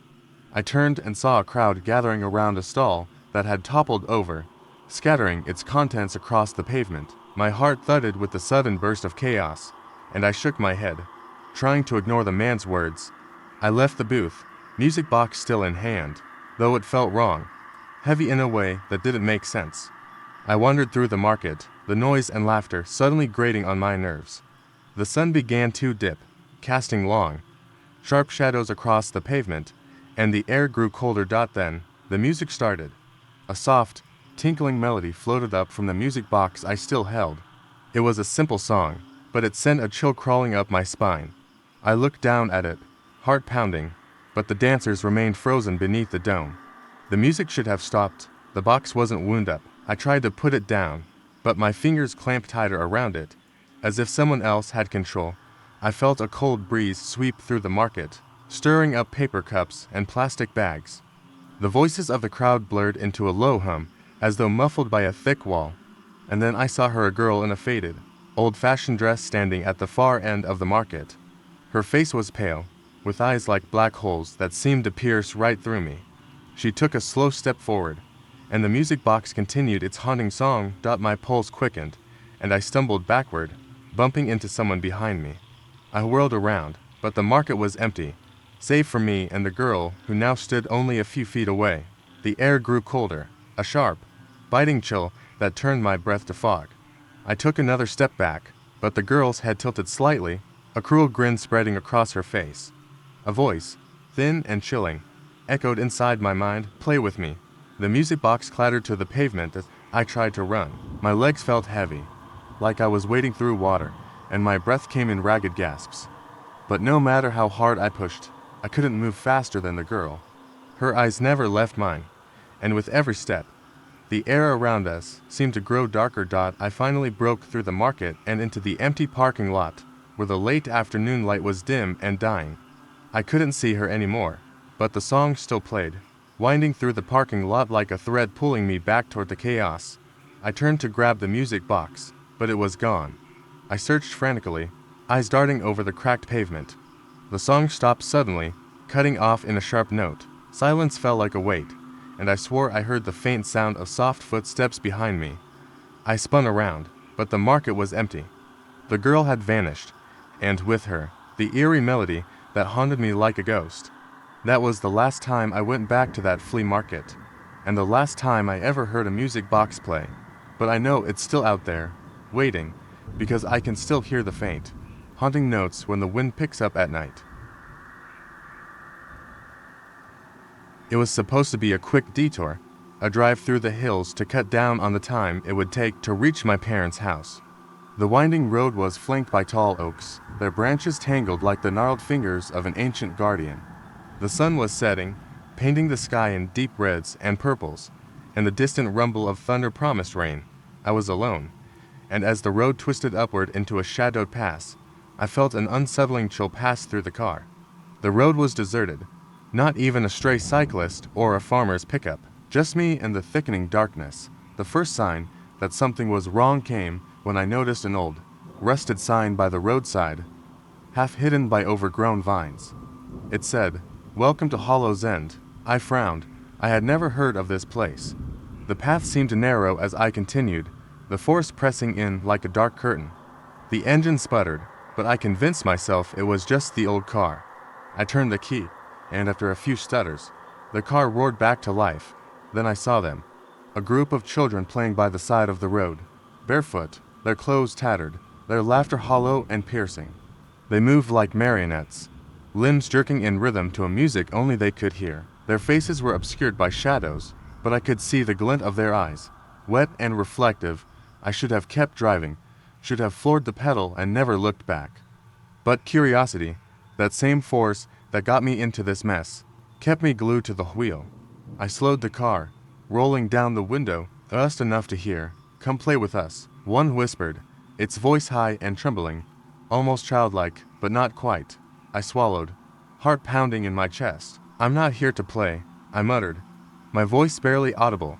The children stopped moving as one, and the silence stretched between us like a taut rope. Their heads tilted in unison, as if inspecting a rare specimen. Then they spoke together, their voices blending into a chorus that sent ice coursing through my veins. "Everyone plays with us." A sudden, bone-shaking wind howled through the pass, slamming into the car and rattling the windows. I jerked backward, pressing my foot on the gas, but the car refused to respond. The children's laughter twisted into something guttural and inhuman. They scattered, not into the woods, but toward the road, forming a line that blocked my path. Their limbs bent in unnatural angles as they moved, their eyes wide and black as the night. "Leave," I screamed, panic clawing at my chest. The car shuddered, and with a burst of metallic groaning, it roared back to life, surging forward. The road blurred past as I drove, my eyes locked on the rearview mirror, expecting to see them in pursuit, but they were gone. Relief was short-lived. The rain began, first as a trickle, then a downpour so heavy I could barely see. I wiped the water from my eyes and looked up, and there it was, Hollow's End, a village that shouldn't have existed. It was a cluster of old, run-down houses with windows like hollow eyes, the streets slick and black under the storm. Smoke coiled from a chimney, though no lights flickered, no movement. It was as if the town were holding its breath. I was pulling into a driveway before I could stop myself. The front porch creaked under the weight of my steps as I knocked on the door. A woman opened it, her hair disheveled, her eyes sunken. "They've come for you," she said, stepping aside as if she'd been expecting me. The rain was gone now, and so was the wind, replaced by an eerie, suffocating silence. I stumbled inside, but before I could speak, I saw them, hundreds of children, standing in the yard beyond the window. Their hollow eyes met mine, and they whispered as one, "Everyone plays with us." The woman looked at me and smiled, a smile that did not reach her eyes. "Welcome to Hollow's End. You'll never leave." The moon was full, casting silver light across the desert as I drove along the empty road, the sound of gravel crunching under my tires. My friend Leo and I were heading to a remote, old roadside diner we'd heard about, a place that only opened once a year during the full moon. The legend said it was where lost travelers found their way, and we were adventurous enough to take that challenge. As we approached, I noticed the diner was nothing like I'd expected. It was an old, beat-up building with cracked glass windows and peeling paint. The neon sign that said Mabel's flickered sporadically, barely holding onto its promise of warm meals and forgotten stories. But we were here, and I wanted to see it through. Leo parked the car, and we stepped out, the chill of the desert night making my skin prickle. We pushed open the door, and the air inside was thick with the scent of old wood and dust. The place was dimly lit by oil lamps, casting long, dancing shadows across the cracked tile floor. A jukebox sat in the corner, but it was silent. Feels like we're in a movie, Leo whispered, his voice a mixture of awe and unease. The only person inside was an elderly woman at the counter, her back turned as she adjusted a pot on the stove. Her hair was silver, and she wore a faded apron. She turned slowly, a smile spreading across her face as she took us in. "Welcome, travelers. You've come at just the right time," she said. Her voice like gravel, but warm. We exchanged nervous glances before taking a seat by the window. The waitress sat down to menus and left without saying a word, moving like a shadow. The stillness was broken when the door creaked open behind us. I turned and my breath caught in my throat. A man stepped inside, his skin pale as bone, eyes sunken and black. He didn't look at us. He walked straight to the booth at the far end of the diner, where he sat with a hunched posture. I looked away, shaking my head, but I couldn't escape the feeling that he was staring at me, eyes burning through my back. Leo's voice pulled me from my thoughts. "You see that guy? He doesn't look right." Before I could answer, the waitress returned, setting 2 plates of steaming food in front of us. "Eat up, boys. The night won't last long," she said, her eyes glancing at the man in the booth. I took a bite, trying not to think about the man. The food was warm, comfortingly spiced, but there was an underlying taste that I couldn't place, something metallic, almost bitter. Leo's eyes widened as he looked past me, and I turned to see the man at the booth standing up, moving toward us. He stopped beside our table, leaning down so his face was mere inches from mine. "Leave," he rasped. His voice was deeper than I expected, like it came from somewhere far beneath the earth. "Before it's too late." I couldn't move. My chest tightened, my mouth dry as I stared into those dark, hollow eyes. The waitress came over, her face pinched as if she were trying to keep something back. "Enough, Edward," she said, her voice low but firm. The man shrank back, glancing at her with a look of both fear and longing. Leo swallowed hard and pushed his chair back, knocking it over in his rush. I stood too, but as we made to leave, the room went dark. The lamps flickered and died, leaving us in an eerie, suffocating silence. Then, the jukebox clicked to life, playing a song I didn't recognize, a slow, mournful tune with a deep, almost mournful voice singing about betrayal and loss. And then the whispers started. First, they were faint, like the wind through the cracks, but they grew louder, insistent, filling the room. "Leave, it's not safe." The man Edward was now behind the counter, his head lowered, fingers pressing against his temples. The waitress stood between us and the door, blocking our escape. "You shouldn't have come," she said, the warmth in her voice replaced by something cold and sharp. Leo grabbed my arm, pulling me toward the back door, the only exit that wasn't blocked. I barely managed to reach it when the whispers turned into a screech. The sound was so piercing it felt like my eardrums were about to burst. As we dashed outside into the moonlight, I glanced back one last time. The diner was now empty, the flickering neon sign blinking out. The whispers followed us into the desert night, and I knew we hadn't escaped. Not really. The next morning, when we returned to find the diner, there was no trace of it, just an empty stretch of desert, like it had never been there at all. And deep in my mind, I could still hear those whispers. It started as a day trip. My friends and I decided to head to the old amusement park on the edge of town. It had been shut down for years, ever since a series of accidents forced the city to close it down. I don't know why we chose that place. Maybe we were curious. Maybe we just wanted to prove we were brave. But from the moment we stepped through the rusted gate, something felt wrong. The park was overrun with weeds and vines that clawed their way up the rusted skeletons of roller coasters and Ferris wheels. The painted signs were faded, peeling, their once cheerful colors muted by time and decay. It felt as if the place had been waiting for us, the silence broken only by the distant sound of crows cawing. We laughed it off, taking pictures and making jokes, but the laughter didn't reach my chest. I felt a chill every time I passed the cracked bumper cars, their paint chipped and dull, the seats torn. Something about them seemed familiar, like they were expecting me to get in. Then we made our way to the funhouse, its funhouse mirrors warped and dark. The entrance creaked as we pushed it open, and a draft of cold air washed over me. The inside was a maze of mirrors that seemed to stretch and bend, showing reflections that weren't quite right. I noticed my friends laughing as they walked ahead, their reflections bending in impossible ways, their eyes distorted and wide-eyed as I walked through. I stopped in front of a mirror that showed me with a twisted smile and eyes far too big.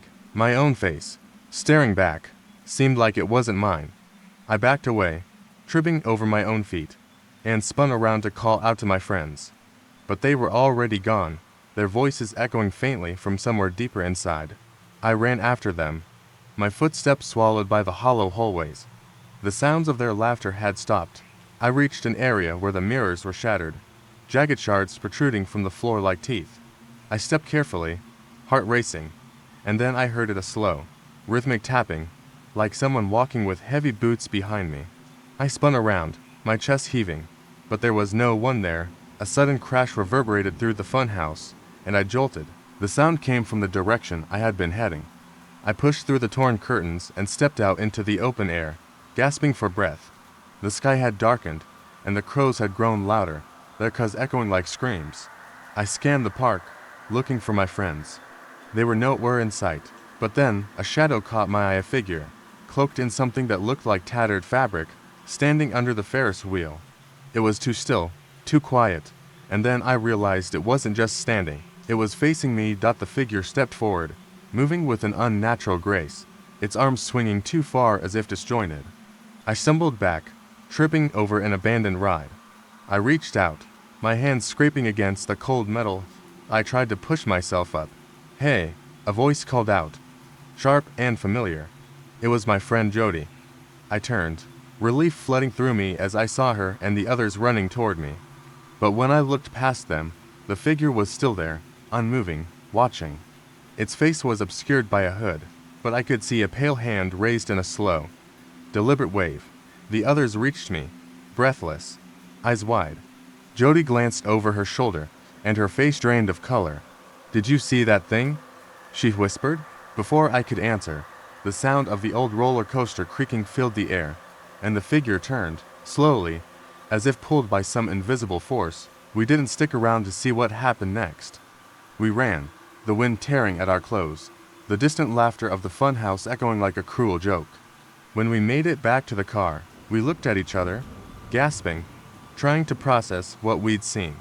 The park loomed behind us, silent again, as if it had never been disturbed, but as we drove away, I glanced in the rearview mirror.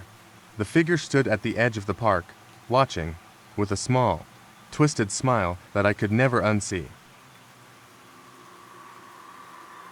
I've never been a superstitious person.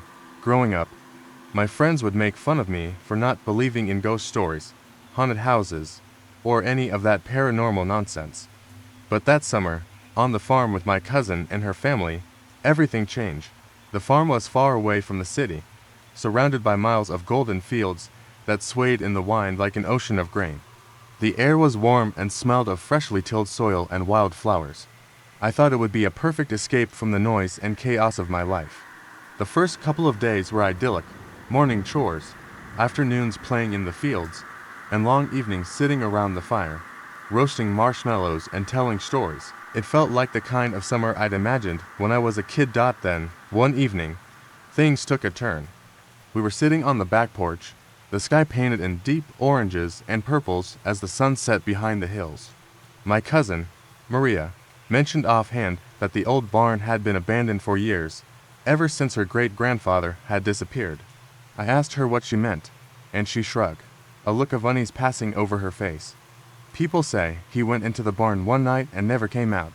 Some say he's still there, waiting." I laughed, but it felt hollow. That night, after Maria and her family went to bed, I found myself staring out the window at the barn.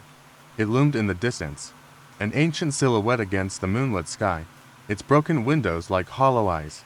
I don't know why I did it, but I found myself grabbing a flashlight and walking out into the dark. The fields seemed alive as the wind rushed past, the stalks whispering secrets that only they could understand. I crossed the yard, the wooden boards creaking under my feet as I approached the barn. The air grew colder, making my breath visible in short puffs. I hesitated at the door, fingers on the rusted latch. The barn had always seemed solid in the daylight, but now it looked like it might collapse at any second. I pushed the door open, and it groaned in protest, revealing a pitch-black interior.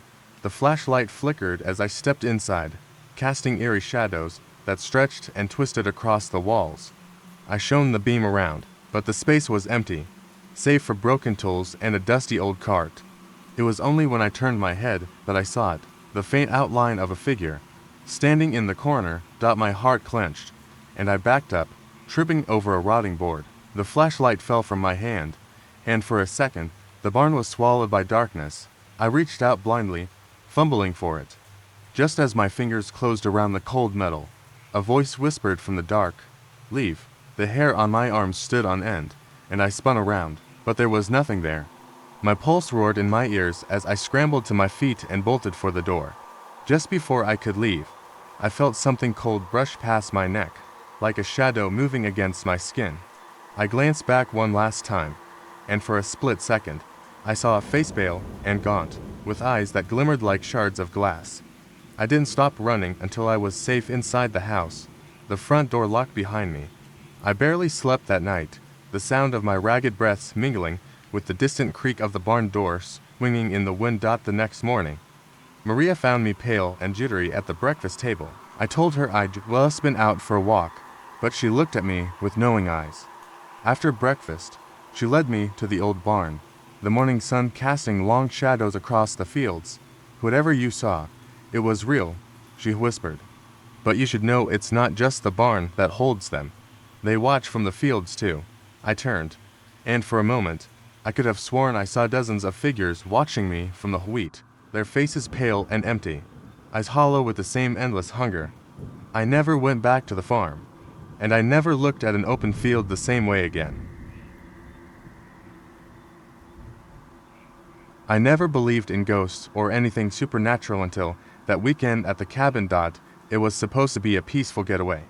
A few friends and I rented a cabin deep in the woods, far from any neighbors. The plan was simple: relax, unwind, get away from everything. The first day was perfect. The air was crisp, the sun was bright, and everything felt right. That was until night fell. As we sat around the fire, the atmosphere changed. The woods became unnervingly silent, not a single animal stirring. The wind, which had been light and playful during the day, had turned harsh and insistent, rattling the windows and sending a cold draft through the cabin. I tried to ignore it, but something about the way the air felt was unsettling. Around midnight, I went upstairs to my room, feeling the weight of the silence pressing down. The others continued drinking and laughing downstairs. I had barely closed my eyes when I heard a soft tapping, 3 quick knocks at my door. I froze. My heart pounded, and I held my breath. The knocking came again, but this time it was followed by a voice. A whisper, "Let me in." I shot out of bed, but there was no one outside. The hallway was empty. My hands were trembling as I stepped back to the door. I pressed my ear against the wood, straining to hear. Nothing. It was as if the house had gone completely still again. I turned the doorknob cautiously and opened the door a crack. The hallway was empty, and I thought I might be losing my mind. I stepped out, looking around, but nothing seemed out of place. The air was colder now, and the silence felt heavier. I went back to my room and locked the door, but the eerie feeling didn't fade. I tried to sleep, but the knocks continued, faint but persistent, coming from all directions.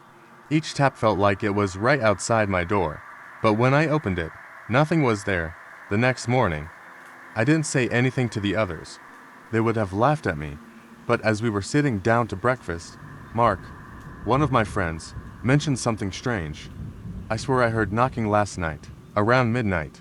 I thought I was just imagining it, but it didn't stop. It was like someone was at the door. My stomach dropped. It wasn't just me. The others had heard it too? I tried to brush it off, but I couldn't shake the feeling that we were being watched. That afternoon, we decided to go for a hike in the woods. The trees were dense, and the air felt thick, almost oppressive. As we walked, I felt a growing sense of unease, like we weren't alone. Every time I turned around, it felt like something was watching us from the shadows, When we returned to the cabin, the front door was wide open. None of us had opened it. We stood there, staring at the door, trying to make sense of it. We had locked it before we left, but the door was open, and the house was eerily quiet. We cautiously stepped inside, and that's when we saw there was a small, neat pile of dirt on the floor, just inside the door. It wasn't from outside, it was too fine, like dust. A chill ran down my spine. We hadn't been gone long enough for something like that to accumulate, but when I looked closer, my blood went cold. Written in the dust was a single word: leave. We didn't stay another night. The unease was too much to ignore, but as we packed up and left, I couldn't shake the feeling that something had followed us out. The woods were silent again, and the wind had stopped, but it felt like we were being watched. As I drove home, I tried to convince myself it was just a series of coincidences. But then, as I glanced in the rearview mirror, I saw something that made my blood run cold. In the back seat, behind me, I saw a face faint, pale, and watching me. I swerved, pulling over to the side of the road. When I turned around, there was nothing there, but when I checked the rearview mirror again, the same face was reflected. It wasn't mine. I don't know what followed us that weekend. I don't know what was at the cabin or what knocked on our door. But I know one thing. Whatever it was, it didn't stay there. It came with us. And now, every time I look in a mirror, I wonder who is watching me. I work the late shift at a small convenience store on the edge of town. It's a quiet place, usually empty except for the occasional late-night shopper. For the most part, I'm used to the silence, the hum of the fridge, and the occasional flicker of the lights. But one night, something happened that I'll never forget. It was just after midnight when the first strange thing happened. I was stocking the shelves, minding my business, when the doorbell rang. I looked up, but no one came in. I figured maybe the bell was just malfunctioning. These old places always have something wrong with them. But it rang again, followed by the sound of footsteps. I glanced over the counter, but no one was there. I shrugged, dismissing it. There was no one in the aisles either. A quick check of the front parking lot showed nothing out of the ordinary, thus the dim glow of the street lights. As I went back to restocking, the air grew suddenly cold, much colder than usual for the time of year. I rubbed my arms, trying to shake off the unease creeping up my spine. That's when I heard the footsteps again. Slow, deliberate, echoing through the aisles. As if someone were walking in circles around the store. My heart began to pound in my chest. I checked the security monitor, but the footage showed no one. Just an empty store. The store was practically a ghost town at night, and we rarely got customers at this hour. I reached for the phone behind the counter, ready to call the manager. But before I could, a strange voice interrupted my thoughts. It was a whisper, like a breath against my ear. You can't leave. I spun around, but again, there was no one. No one visible, no one even close. The store was still empty. At this point, I thought I was just overtired. It had been a long shift, and the solitude was getting to me. So, I went to the break room in the back to grab a coffee, hoping it would calm my nerves. When I stepped inside, I froze. The door to the small storage closet was wide open. I knew I had closed it earlier. With my heartbeat pounding in my ears, I slowly walked over and peeked inside. Nothing, just empty shelves and boxes. But then, a sudden shiver ran down my spine as I noticed something odd. A small, nearly imperceptible smudge on the floor. A drag mark, like something heavy had been pulled across the ground and then quickly wiped away. My stomach churned. I quickly shut the door and bolted back out into the main store. But the feeling of being watched intensified. The hairs on the back of my neck stood on end. That's when it happened. The lights flickered just a brief blink, but it was enough. The moment they came back on, I saw him, a man. He was standing at the far end of the store, by the refrigerated section. He wasn't looking at me. He was just staring at the glass doors, as if waiting for something to happen. I felt my blood freeze. I hadn't heard him enter. No bell, no footsteps. He was just there. I hesitated for a moment, unsure of what to do. But I had to approach him. I couldn't just ignore him. Can I help you? Sir, I called out, my voice shaking. The man didn't respond. He kept his gaze fixed on the door. I tried again, louder this time, but still no answer. I took a few cautious steps toward him, my eyes fixed on his still form. As I got closer, I realized something was off. His clothes rolled worn out, faded, and his skin had a pale, almost sickly appearance. I reached out to tap his shoulder, but the moment my fingers brushed his coat, he turned toward me, and I recoiled. His face was a blur, distorted, like a bad photograph. It flickered, shifting between different faces. His eyes, though, they stayed the same, hollow and black, staring through me. I could barely breathe. Before I could react, he was gone. Vanished, without a sound. I stood there, frozen, my mind struggling to process what I had just seen. I grabbed my coat, prepared to leave. As I stepped outside, I noticed something. A small piece of paper stuck to the door frame. I pulled it off and saw a message written in faded, spidery handwriting. "You can't leave." I drove straight home that night, my hands gripping the steering wheel so tight my knuckles were white. I couldn't stop thinking about the man. Who was he? What did he want? The next day, I went back to work, trying to brush off what had happened as just a bad dream. But when I opened the door to the store, I froze. The same message was written on the door frame. I looked around, everything else was as it had been. The store was still empty, but the air was different. The silence was thicker now, as if something was waiting, and it hasn't stopped. Every night, without fail, I hear the footsteps. The whispers, I can feel it. That man, he's still here. Watching, waiting, and now ... I'm afraid I'll never be able to leave. We had been planning the weekend getaway for weeks, a group of 6 friends eager to escape city life. The cabin was located in a secluded forest, far from any distractions.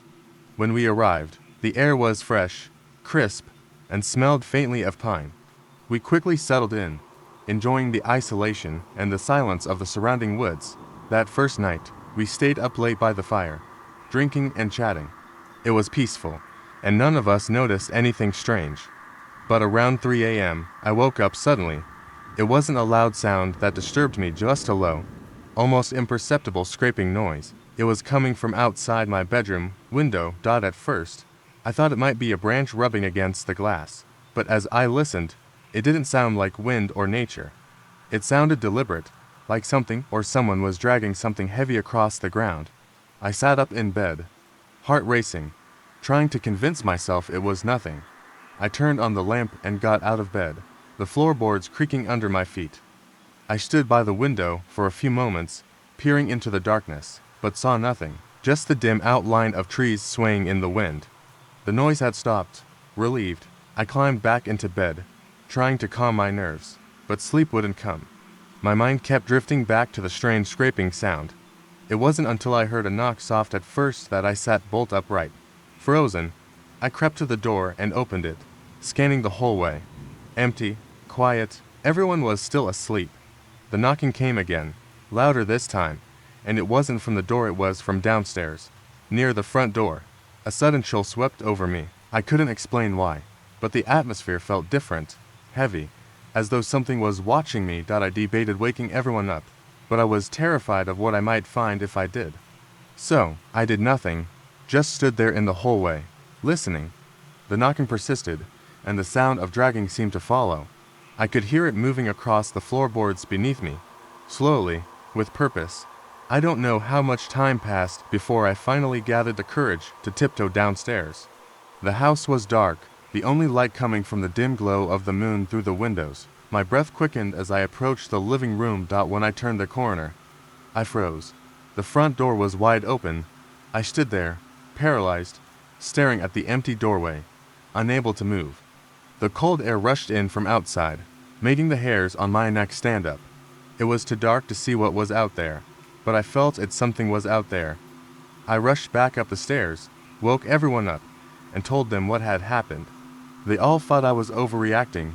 They were convinced I had just imagined it, maybe the wind or some animal. We checked the door and locked it again, but the strange feeling never left. Everyone went back to bed, though I couldn't sleep a wink. I kept hearing that scraping sound, the knocking, faint but persistent. In the morning, everything felt off. The air was still thick with unease, and no one could shake the feeling that something was wrong. As we packed up to leave, I noticed something Hadn't before. They were muddy footprints leading up to the open door, but they didn't stop there. They continued, spreading throughout the entire cabin, but they weren't human. They were too big. I wanted to say something, but I didn't. Everyone was eager to leave, and I didn't want to freak anyone out. We left the cabin without a second glance, but the unease stayed with me. It wasn't until I got home that I noticed the worst part. When I looked in the mirror, I saw something on my neck, small, dark marks, almost like scratches, forming a circle. It looked as though something had been trying to grab me, but I hadn't felt it. I never told anyone about that. But now, months later, I can't shake the feeling that whatever was in that cabin never really left. Every night, I hear the scraping sound again, just outside my window. And sometimes, when I wake up, I think I see the shadow of something standing in the doorway, waiting for me to open it, waiting for me to let it in.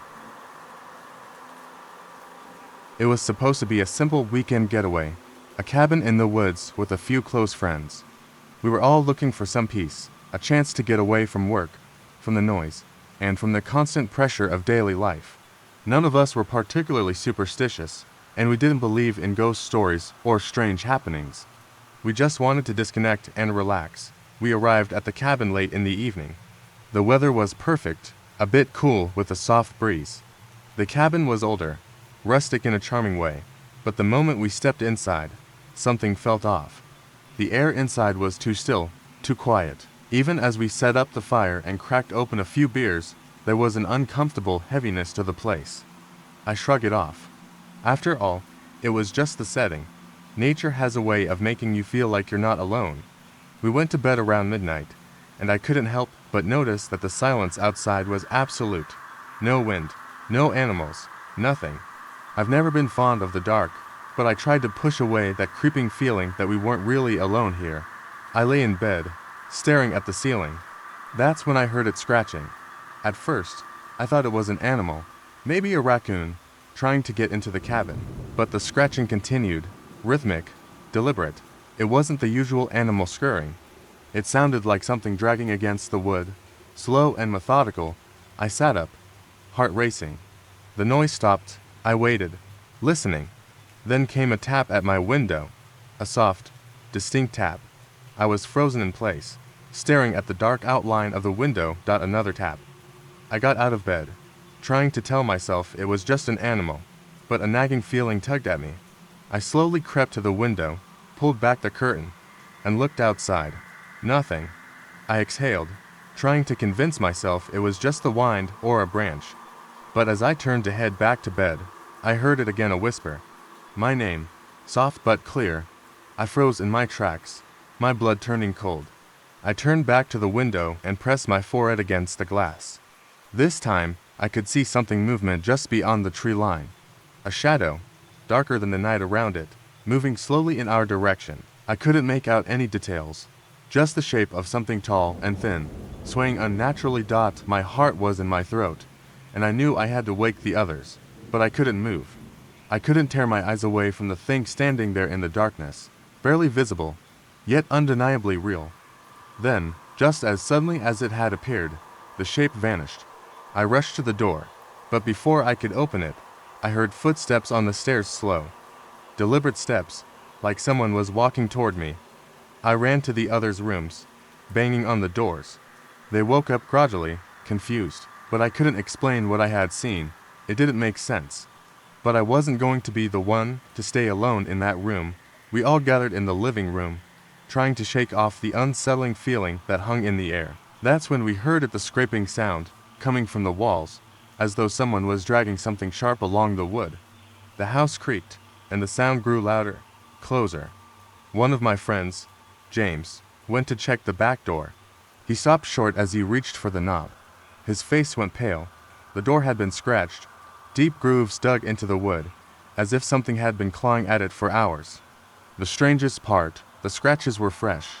There was no way any animal could have done that. We bolted. We grabbed our things, ran to the car, and sped away. As we left the cabin behind, I glanced in the rearview mirror. The lights of the cabin were dimming. But before they went out completely, I swear I saw a figure standing in the window, tall, dark, and watching us leave. When we got back to civilization, we went online to search for any mention of the cabin. To my horror, there was an article about the place. The cabin had been abandoned for years after a family disappeared there in the early 80s. The article mentioned strange scratching sounds heard by neighbors, and the last line of the piece sent chills down my spine. Some say they still hear footsteps in the woods at night. We were lucky. We all made it out, but every time I close my eyes, I can still hear those footsteps, slow and deliberate, growing louder behind me. We were a group of 5 friends, all of us desperate for a break from the chaos of everyday life. So, we rented a remote cabin tucked deep in the woods for a weekend of solitude. No phones, no distractions, just us, the trees, and the stars. It seemed perfect. The cabin was old, but charming, with wooden floors that creaked under our feet and a fireplace that crackled warmly in the living room. The first evening passed in a blur of laughter and drinks. As the sun dipped below the horizon, a chill settled over the woods, and the wind began to pick up. It rattled the windows and howled through the trees like a warning, but no one took it seriously. We were having too much fun. That night, after we'd gone to bed, I woke up suddenly. The air in the room felt heavy, as if something was pressing down on me. At first, I chalked it up to the late hour, but then I heard it soft tapping at the window. It wasn't the wind, it was too rhythmic, too deliberate. My heart began to race. I lay still, holding my breath, hoping it would stop. The tapping continued. Slowly, I got out of bed and tiptoed to the window. I could barely make out the trees outside, their outlines swaying in the dim moonlight. Then I saw a figure, standing just beyond the reach of the trees. It was tall, too tall, its face hidden in shadow. It stood perfectly still. I stepped back from the window, my mind racing. Was it a person, or something worse? The tapping grew louder, more frantic, like a desperate plea. I didn't want to wake the others, but I couldn't shake the feeling that something was wrong. I tried to calm myself down, telling myself it was just an animal, maybe a bird or a branch, but I knew deep down it was and single quotes t. Eventually, the tapping stopped, but I couldn't go back to sleep. I lay in bed, staring at the ceiling, waiting for something to happen. Minutes passed, then hours, and just when I was beginning to think I'd imagined it, a knock came at the door. Soft at first, then louder, more insistent. I froze. The others were deep asleep. I couldn't bring myself to go to them. I could only lie there, listening, praying it would stop. The knock came again, and this time I heard a voice. It was low, barely above a whisper, but it sent ice through my veins. Let me in. I wanted to scream, to wake everyone, but I couldn't move. I didn't even want to look at the door. The voice came again, more urgent this time. I could feel my pulse in my throat. I gripped the covers, my knuckles white, waiting for something to happen, but then, as suddenly as it had begun, the knocking stopped. The woods fell silent again. I didn't know how long I lay there, staring at the door, unable to move.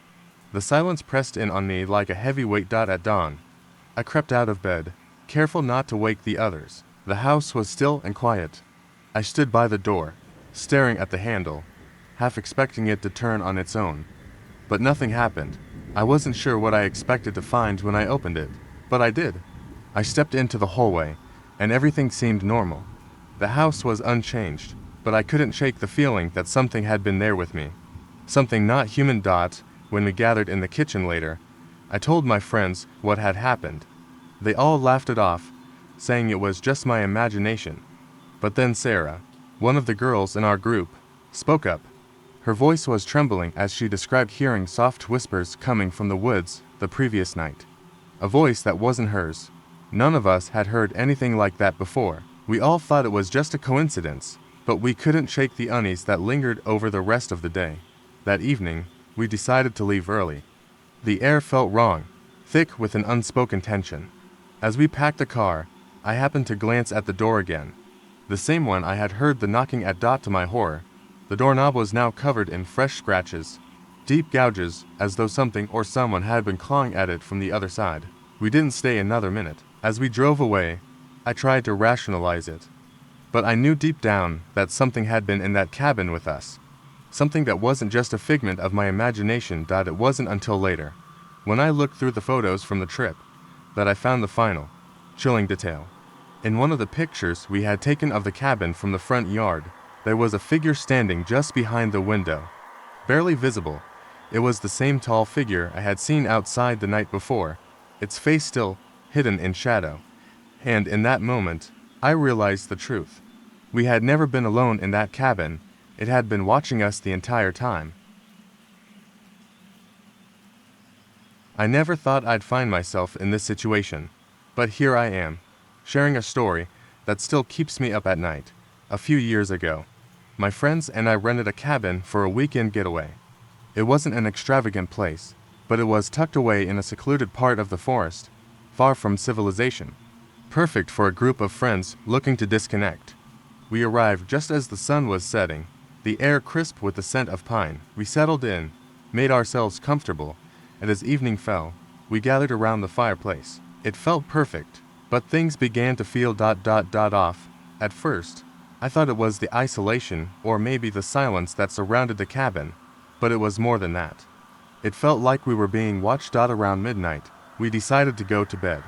The house grew quiet, save for the occasional creak of the old wood settling. I lay there, staring at the ceiling, trying to push away the sense of unease that gnawed at me.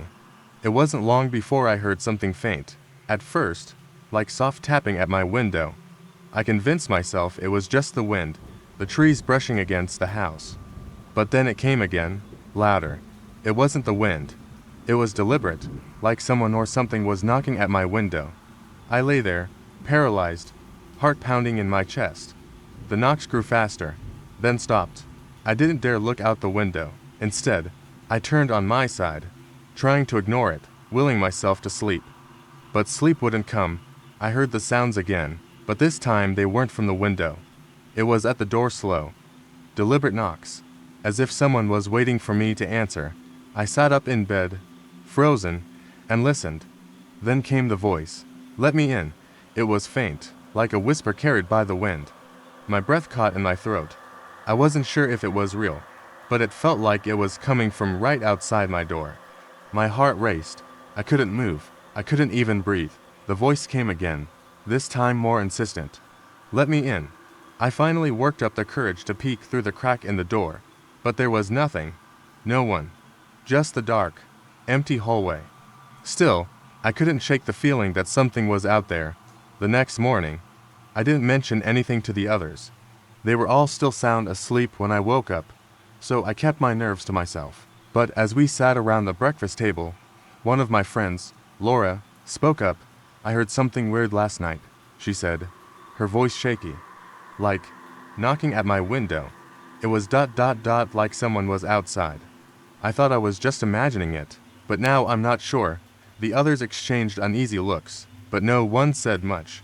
I couldn't believe it. I wasn't the only one. Later that day, we decided to take a walk in the woods to clear our heads. We spent hours hiking, but the whole time I couldn't shake the feeling that we weren't alone. It was the way the trees seemed to close in around us, the unnatural silence that seemed to follow us wherever we went. It wasn't normal. That evening, we sat around the fire again, trying to enjoy the night. But the strange feeling lingered, like an invisible presence watching us. When we went to bed, I tried to sleep, but my mind wouldn't quiet. I kept hearing things outside, the same tapping, the same whispering. It was like it was trying to get in. But what terrified me the most was when I heard someone whisper my name. It was clear as day. I jumped out of bed, heart hammering, and rushed to the window. There was nothing there. The woods were silent, unnervingly so. I wanted to leave, but I didn't want to alarm anyone. I couldn't explain it. I had to stay calm. The next morning, we packed up early. None of us spoke much, but there was an unspoken understanding. We were all on edge, and none of us wanted to stay another night. As we walked to the car, I glanced back at the cabin. That's when I saw at the front door. It was wide open. We had all locked it the night before. I didn't wait to investigate. We piled into the car and drove off in a hurry. But, as we left the woods behind, I noticed something strange in the rearview mirror, just for a second. A figure standing at the edge of the tree line, watching us. I don't know who or what it was, but I'll never forget the feeling. It was like we were being followed, watched by something that wasn't quite human. After that weekend, I tried to forget it. I told myself it was all in my head, just a trick of the mind. But when I looked at the photos we took during the trip, I saw something odd. In the background of one of the pictures, standing at the cabin's doorway, was a shadowy figure, just out of focus, and it wasn't any of us. To this day, I don't know what we encountered, but I know one thing for sure: whatever it wasn't human. My friends and I were excited for a weekend getaway. We rented a cabin in a remote area, far away from the noise and chaos of city life. None of us were really into anything spooky, and we thought it would be a peaceful escape. The cabin itself was old but charming, with wood-paneled walls and an inviting fireplace. We arrived in the late afternoon, unpacked, and decided to explore the surrounding woods. There were no trails, just thick, dense trees that seemed to go on forever. It was peaceful, almost a quiet. I felt like we were the only people on Earth, but there was something off about it, something I couldn't put my finger on. That evening, after dinner, we gathered around the fireplace and told stories. We laughed a lot, drank wine, and enjoyed each other's company. But as night fell, the wind picked up. It howled against the windows, and the old house creaked under the pressure. We joked about the house being haunted, but it was all in good fun until things took a turn. Around midnight, we heard something from the back of the cabin. It sounded like a door creaking, followed by heavy footsteps. At first, we thought it was just the house selling. But when the footsteps grew louder and closer, I froze. "Did you hear that?" I whispered. The others looked at me, their faces as confused as mine. But no one said anything. We waited, listening intently. The footsteps continued, slowly, deliberately. It was unmistakable. Someone or something was moving through the house. I stood up, my heart hammering in my chest. "Who's messing around?" I asked, trying to sound brave. No answer. I glanced around at my friends, but they looked just as scared as I felt. We all gathered near the hallway, straining to hear. The sound of footsteps was so close now that I could almost feel them vibrating through the floorboards. One of my friends, Ryan, slowly crept toward the hallway. He mustered the courage to call out, "Hello. Who's there?" No response. The silence after that was deafening. Then, suddenly, the floorboards creaked loudly from the other side of the room, followed by a sharp knock on the wall. We all jumped. "Okay, that's it. Let's get out of here," said Sarah, her voice shaky, but we couldn't leave. The wind had picked up so strongly outside that the front door was now jammed shut. The knocking from the other side of the room persisted, growing louder, like someone was trying to get in. We huddled together in the living room, terrified. We thought about calling the police, but none of us had a signal on our phones. The atmosphere was thick with dread. Then, the lights flickered, and the knocking stopped. A cold breeze swept through the room, though the windows were shut tight. I looked toward the front door. It was slightly ajar. I swear it hadn't been when we had last checked. We moved as a group, cautiously toward the door. Ryan tried to close it, but the handle wouldn't turn. He pulled harder. Then, suddenly, the door slammed shut with a violent bang. We screamed, and then, the voice came soft at first, but growing louder. "Let me in," it whispered. We all froze. The voice wasn't coming from outside the door, though. It was coming from inside the cabin. The voice seemed to echo through the walls, reverberating all around us. I was about to turn and run when I noticed something strange. The air near the fireplace seemed to shimmer. At first, I thought it was the heat from the flames, but then I saw an outline, like a figure standing in the doorway. I blinked, and it was gone. "Did anyone else see that?" I asked, barely above a whisper. Everyone nodded, their faces pale and wide-eyed. We had to leave. But how? I ran toward the back door, desperate to find a way out, but as soon as I opened it, I saw something that made my blood run cold. A dark figure was standing in the yard, just beyond the threshold, watching us. I slammed the door shut and turned to my friends. We were trapped, and that's when the whispering started again, louder, clearer. "Let me in." It was the same voice as before, but now it sounded closer, as if it was right behind me. We all bolted for the front door, desperate to escape. When we opened it, the wind howled, and we ran out into the woods without looking back. We made it to our car, heartbeats racing. As we drove away, I glanced at the rearview mirror. For a split second, I thought I saw someone standing at the edge of the woods, just watching us leave. I'll never forget that feeling of being watched. We made it out, but that place wasn't empty. Something had been there with us the entire time. Something that was still waiting for us to return, and I don't think it will ever stop. Cabin in the woods, just me and a few friends. No distractions, no work, just nature. We had rented the place online, a secluded spot far from civilization. None of us were particularly into ghost stories. So when we arrived and saw how isolated the cabin was, it felt more peaceful than eerie. The cabin itself was charming, if a bit old. The walls creaked in places, but we didn't think much of it. The first night, after a few drinks and some laughter, we headed to bed, but sleep didn't come easily for me. The room was unnervingly quiet, except for the occasional gust of wind howling outside, and then scratch a faint noise from the other side of the cabin. I chalked it up to the wind or maybe an animal outside, but when the scratching sound continued, it became harder to ignore. It wasn't just random noise, it was deliberate, like something or someone was trying to get inside. I waited for my friends to make a joke about it. When no one did, I decided to get up and check. I crept down the hallway toward the front door, peering through the window at the darkness outside. Nothing. No movement, just trees swaying under the moonlight. I sighed in relief and turned to head back to my room. That's when I heard a soft, desperate knock on the door. Knock. Knock. It wasn't loud, but it was distinct. I froze. Who would be knocking at this hour, especially in such a remote place? I moved slowly back toward the door, my heart pounding in my chest. I didn't open it. I couldn't. I stood there, straining my ears for any sounds. There was nothing, no footsteps, no voices, just silence. I finally returned to my room, trying to ignore the nagging feeling in the pit of my stomach. I locked the door behind me, pulled the blanket over my head, and tried to sleep. The next morning, I mentioned it to my friends, hoping they would laugh it off. But no one did. Instead, Sarah, one of the girls with us, said she heard something too. She described the same scratching sound I'd heard, but from the window.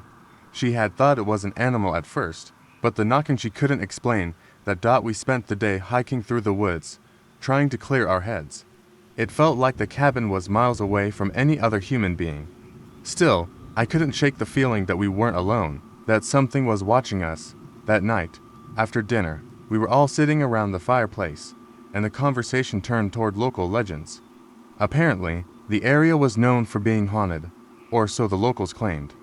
One of my friends, Jake, started telling a story about a woman who had gone missing years ago, her last known location being just a few miles from the cabin. He described how people said they could hear her crying at night. I laughed it off. Ghost stories didn't scare me. Later that night, when we were all in our rooms, I heard the sound again, the unmistakable scratch on the wood. And then, once again, the knock. But this time, it wasn't on the door. It was on my window. I rushed to the window and pulled the curtain back, heart racing. Nothing, but the feeling of being watched was overwhelming. I closed the curtains quickly, then heard it again. A whisper, faint but clear. Let me in. I wanted to scream, but I couldn't. My body was frozen in place. I glanced toward the door. Still locked. My room felt suffocating. The knock came again. Bang. Louder this time. It was coming from the front door. I couldn't take it anymore. I ran out of my room, down the hall to the living room, and yanked open the door. Nothing. No one was outside. Just the pitch-black darkness of the woods. My breath was coming in sharp gasps as I stood there, staring out into the void. I closed the door, leaning against it, trying to calm myself. And then, in the faint light of the hallway, I saw something that made my blood run cold. The doorknob was wet. A trail of dark smudges marked the wooden floor, leading from the door to the window of the living room. I followed the trail, every step feeling like it was pulling me into some kind of nightmare. I reached the window. There, smeared against the glass, was a handprint, and it wasn't small. It was large for a person. I backed away in terror, stumbling toward the door. But when I looked out into the woods again, I saw something. A figure, standing in the distance, just outside the boundary of the trees. It was watching us. It was always watching. I slammed the door shut and rushed to wake the others. But when I turned to tell them, they were all standing in the hallway, staring at me in silence. Their faces were pale, eyes wide with fear. It wasn't until I looked down that I realized the handprint wasn't on the window. It was on the back of my hand, and it was still wet. We packed up and left at once, leaving the cabin behind. But every time I close my eyes, I still see that figure in the distance. And the worst part, I know it followed us. We never should have left. It started as a quiet night, the kind where you feel the weight of the silence pressing against your ears. I was dog-sitting for a friend at their house in the countryside. They had warned me it could get lonely out there, surrounded by nothing but trees and open fields, but I had shrugged it off. I enjoyed solitude, and I wasn't afraid of the dark. I was wrong. The house was small, cozy, with large windows that overlooked the woods. The dog, a large shepherd mix, had been restless all evening, pacing near the back door. I figured he just missed his owners. The night stretched on uneventfully. I fed him, let him out into the yard for a while, and finally settled on the couch to watch some TV. Around 11, I heard the first sound. It was faint at first, like something rustling against the side of the house. I muted the TV and listened, but everything had gone silent. I chalked it up to the wind. Living in the city had dulled my sense of how noisy the countryside could be. The dog, however, didn't seem convinced. He stood in the middle of the room, ears pricked, staring at the back door. It was unnerving, but I brushed it off. I called him over, and he reluctantly lay at my feet. I tried to focus on the show, but I couldn't shake the feeling that something wasn't right. The house felt colder, as if the warmth had seeped out through invisible cracks. At midnight, the sound came again. This time, it was louder. It wasn't just rustling. It was a deliberate, dragging noise, like something heavy being pulled across the ground outside.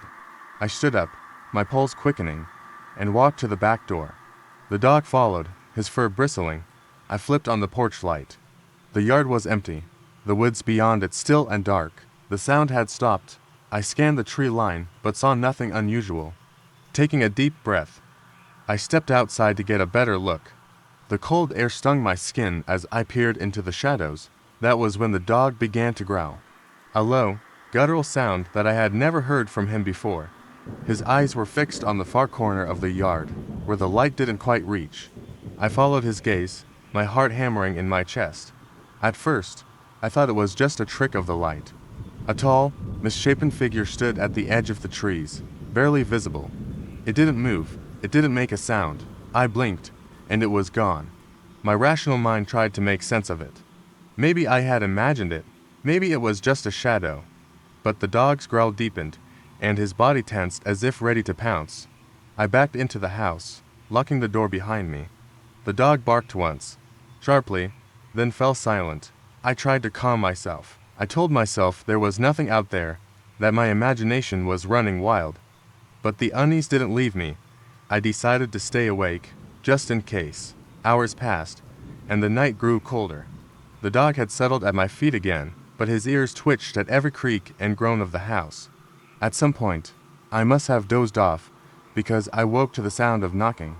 It was soft but insistent, coming from the back door. The clock on the wall read 3 in the morning. My heart raced as I got up and crept toward the door. The knocking continued, steady and deliberate. I glanced through the window but saw nothing. My hand hesitated on the doorknob. Then the knocking stopped. A moment of silence followed, then a voice. It was faint, almost a whisper, but I could hear it clearly. "Let me in." My blood turned to ice. The voice was familiar. It was my own. I stumbled back, my breath catching in my throat. The dog began barking furiously. His body pressed against the door as if trying to protect me. The voice came again, louder this time. "Let me in." The doorknob rattled, and the dog's barking grew frantic. I didn't know what to do. My hands shook as I grabbed a flashlight and shined it out the window. The yard was empty. The voice stopped, and so did the dog. I didn't sleep the rest of the night. When the sun finally rose, I went outside to look for any signs of what had happened. There were no footprints, no disturbed soil, nothing. But as I turned to go back inside, I noticed something on the door. Scratched into the wood, deep and jagged, were the words I had heard all night. "Let me in." The dog refused to go near the door for the rest of the day. Neither of us ever stayed in that house again. I never believed in the supernatural. Ghosts, spirits, things that go bump in the night, they were all just stories. But that weekend in the cabin changed everything. It was supposed to be a fun, relaxing getaway. A few friends and I rented an old cabin up in the woods, far from civilization. No cell service, no distractions, just a few days to unwind. We arrived just before sunset, the cabin looking exactly like you'd expect from a secluded retreat, small, rustic, and surrounded by dense forest. That night, we gathered around the fireplace, sipping drinks and chatting. The place felt cozy, warm even. But as the evening went on, something felt off. The air grew heavy, like the forest itself was holding its breath. Every now and then, we heard faint knocks on the windows, but when we checked, there was nothing there. I tried to shake off the unease, telling myself it was just the wind. But then, when we were heading to bed, I noticed something strange. The door to the basement was ajar. I could have sworn we'd closed it earlier. I mentioned it to the group, but they shrugged it off. We were all tired, and the subject was dropped. The night was quiet at first. But then, around 2 a.m., I woke up to a soft tapping sound. It wasn't the wind. It was rhythmic, deliberate, like someone was knocking at the door. I lay there frozen, listening. The knock stopped, but the silence that followed felt even more unsettling. I convinced myself it was just an animal, maybe a raccoon or something, but it didn't stop the creeping dread in the pit of my stomach.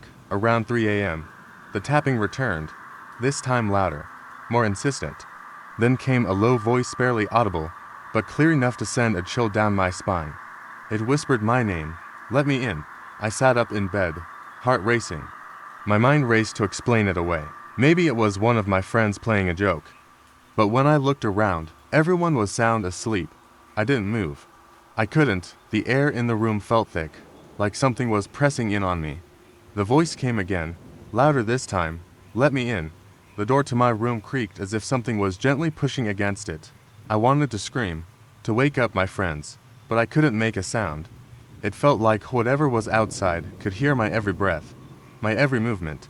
I didn't dare make a sound. The door suddenly burst open with a loud bang, and I froze. But there was nothing there, no person, no figure. Just the dark, empty hallway. My heart hammered in my chest, and I felt my legs shake as I got out of bed. I crept toward the door, my every instinct telling me to run, but I had to know what was going on. I stepped into the hallway, and as I looked down at the basement door, I noticed something I hadn't seen before. The door was now wide open. I knew I had closed it earlier. There was no way it had been left open. Without thinking, I grabbed my flashlight and slowly made my way down the stairs, my heart thudding in my chest. The basement was cold, unnaturally cold. I shone my light around, scanning the dark corners, the old shelves, the dusty floor. Then, in the farthest corner, I saw it, a mirror. Old, cracked, with a thick layer of dust covering it. But it wasn't the mirror that made my blood run cold, it was the reflection. I saw myself standing there, flashlight in hand, but the reflection wasn't quite right. My face was twisted, eyes hollow, grinning in a way I never would. It was like looking at a version of myself that wasn't human. I stepped back in shock, tripping over a box behind me. As I fell, I turned around to find the mirror was gone, vanished, just like that. I ran back upstairs, shaking with fear. When I reached the top of the stairs, the knocking on the door started again, louder, more frantic, and the voice whispering my name again, calling to me. Let me in. I didn't want to go near the door. I didn't want to even look at it, but somehow, I found myself at the door. I hesitated for a moment, then opened it. There was no one there. Just empty air, the hallway stretching before me. But that's when I noticed that the mirror. It was in the hallway now, standing in front of my bedroom door. And as I stared into the reflection, I realized with horror the twisted version of myself was still there, smiling back at me. When I was invited to stay at a friend's new place, I was excited. It was an old Victorian-style house, the kind you imagine in stories. They had recently moved in, and we were supposed to be spending the weekend there, unpacking and setting things up. I didn't think anything was unusual at first, just the charm of the house, the antique furniture, the large, dimly lit rooms. But as soon as night fell, things started to change. It wasn't obvious at first. We were in the living room playing cards and chatting. My friend's dog was curled up by the fireplace, and we were having a good time. That's when I heard it, a soft thud. It came from upstairs, where the bedrooms were. At first, I brushed it off, thinking it was the house settling or the dog moving. But then there was another thud, followed by a dragging sound. I looked at my friend, but they didn't seem to notice. "Did you hear that?" I asked, a little unsure of myself. "Hear what?" They replied, clearly distracted by the game. "I swear I heard something upstairs," I said. My voice quieter than I meant. They just waved it off, probably thinking it was nothing. But I couldn't shake the feeling that something was off. The house was too quiet, too still, and those noises, those dragging, faint sounds, they didn't sit right with me. Later, that night, around midnight, we were heading to bed. I took the guest room, which was at the far end of the hall. The moment I stepped inside, I felt it. The temperature dropped, and I could see my breath in the air, even though the house was warm. I brushed it off, thinking the room might be poorly insulated. I laid down, trying to fall asleep, but the house was too quiet. The kind of quiet that presses on your eardrums. I could hear my heartbeat, the hum of the refrigerator in the kitchen far below, and then more thuds. This time, they were louder. The floorboards creaked above me, followed by that dragging noise again. I shot up in bed. The dog had started barking downstairs, frantic and urgent. I didn't know what to do. I had always been skeptical about haunted house stories, but this felt different. There was something alive in that house, something that didn't belong. I grabbed my phone, prepared to text my friend, but before I could, the door to my room creaked open. I froze. I hadn't heard anyone walk down the hall. No footsteps, no sound of the door handle turning. But there it was, the door wide open, letting in only darkness. I didn't dare move. I couldn't. The dog's barking stopped abruptly. A heavy silence followed, thick and suffocating. I stared at the door, willing it to close, to end this feeling of being watched. Then, just as I thought I might be losing my mind, I heard it. A whisper, low and rasping, coming from the hall. "I'm here." It was a voice, but not a human one. It was too deep, too gravelly, like something trying to speak through the walls. I wanted to scream, but my body refused to move. I didn't dare look into the hallway, but I could feel whatever it was there, watching me. It wasn't just the house anymore, it was something else, something that had been waiting. I finally managed to get my legs under me, and I ran out of the room, down the hallway. I was panicking now, heart pounding in my chest. I banged on my friend's door. They opened it, half asleep, but I could see they were immediately shaken by my expression. "What's wrong?" they asked, looking around. "You need to get out," I whispered, trying to control my breathing. "There's something in the house." I heard it, "It's here."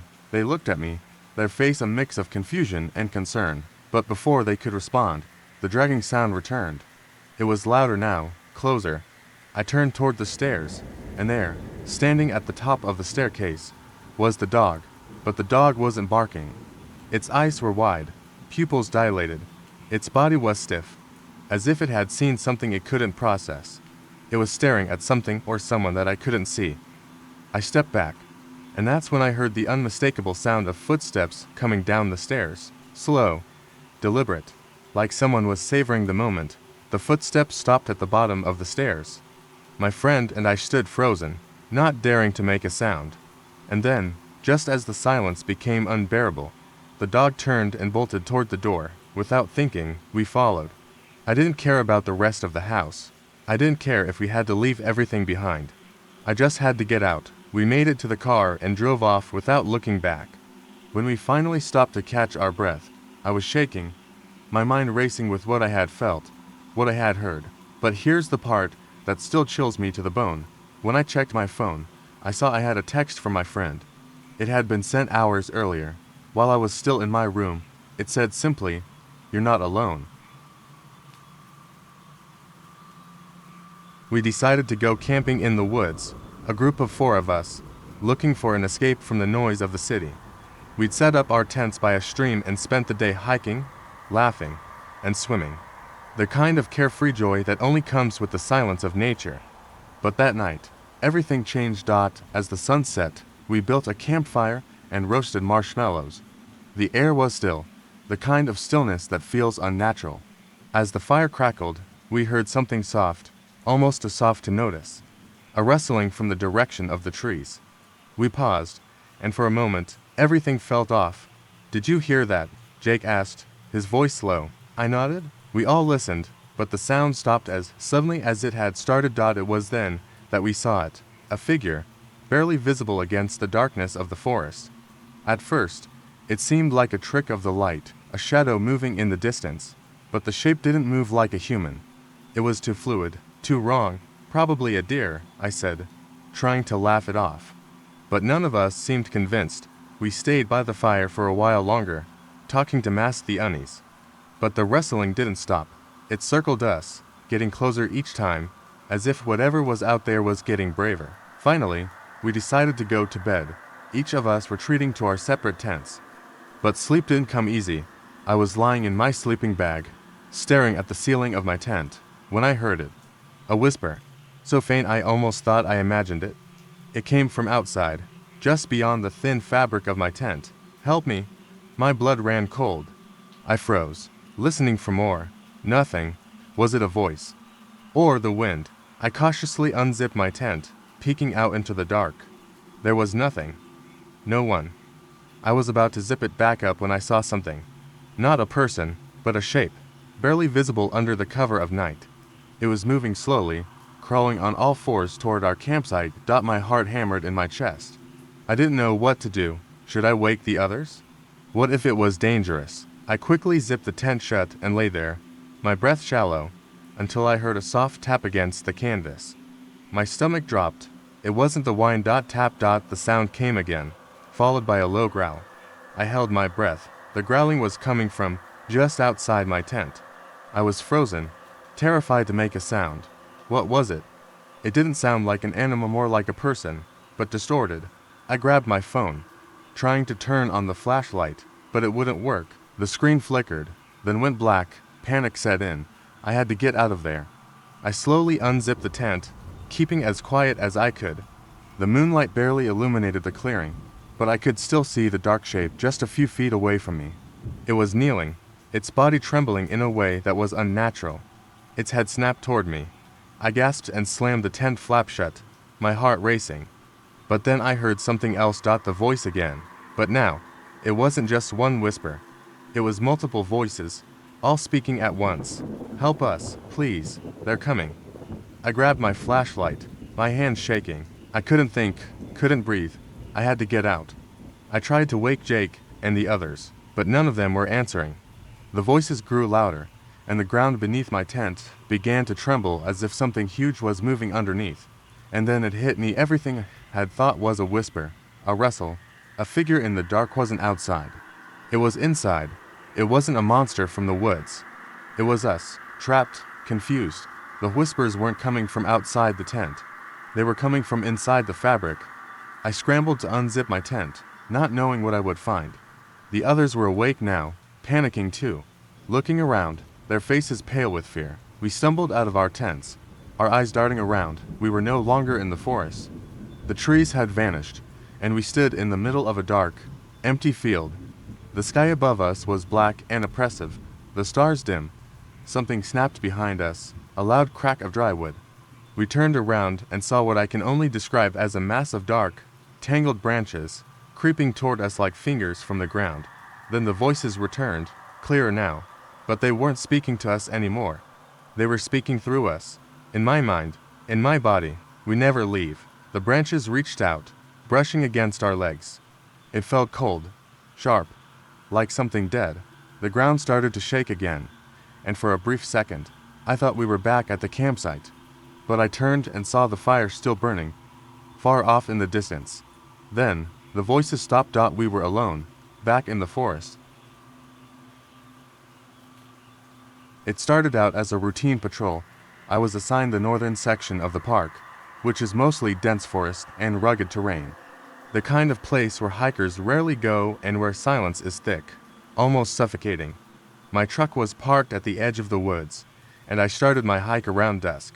I remember the temperature dropping quickly, the sun disappearing behind the trees as the shadows stretched long and dark. I hadn't been walking for long when I noticed something unusual. A set of tracks, fresh ones leading off the main trail.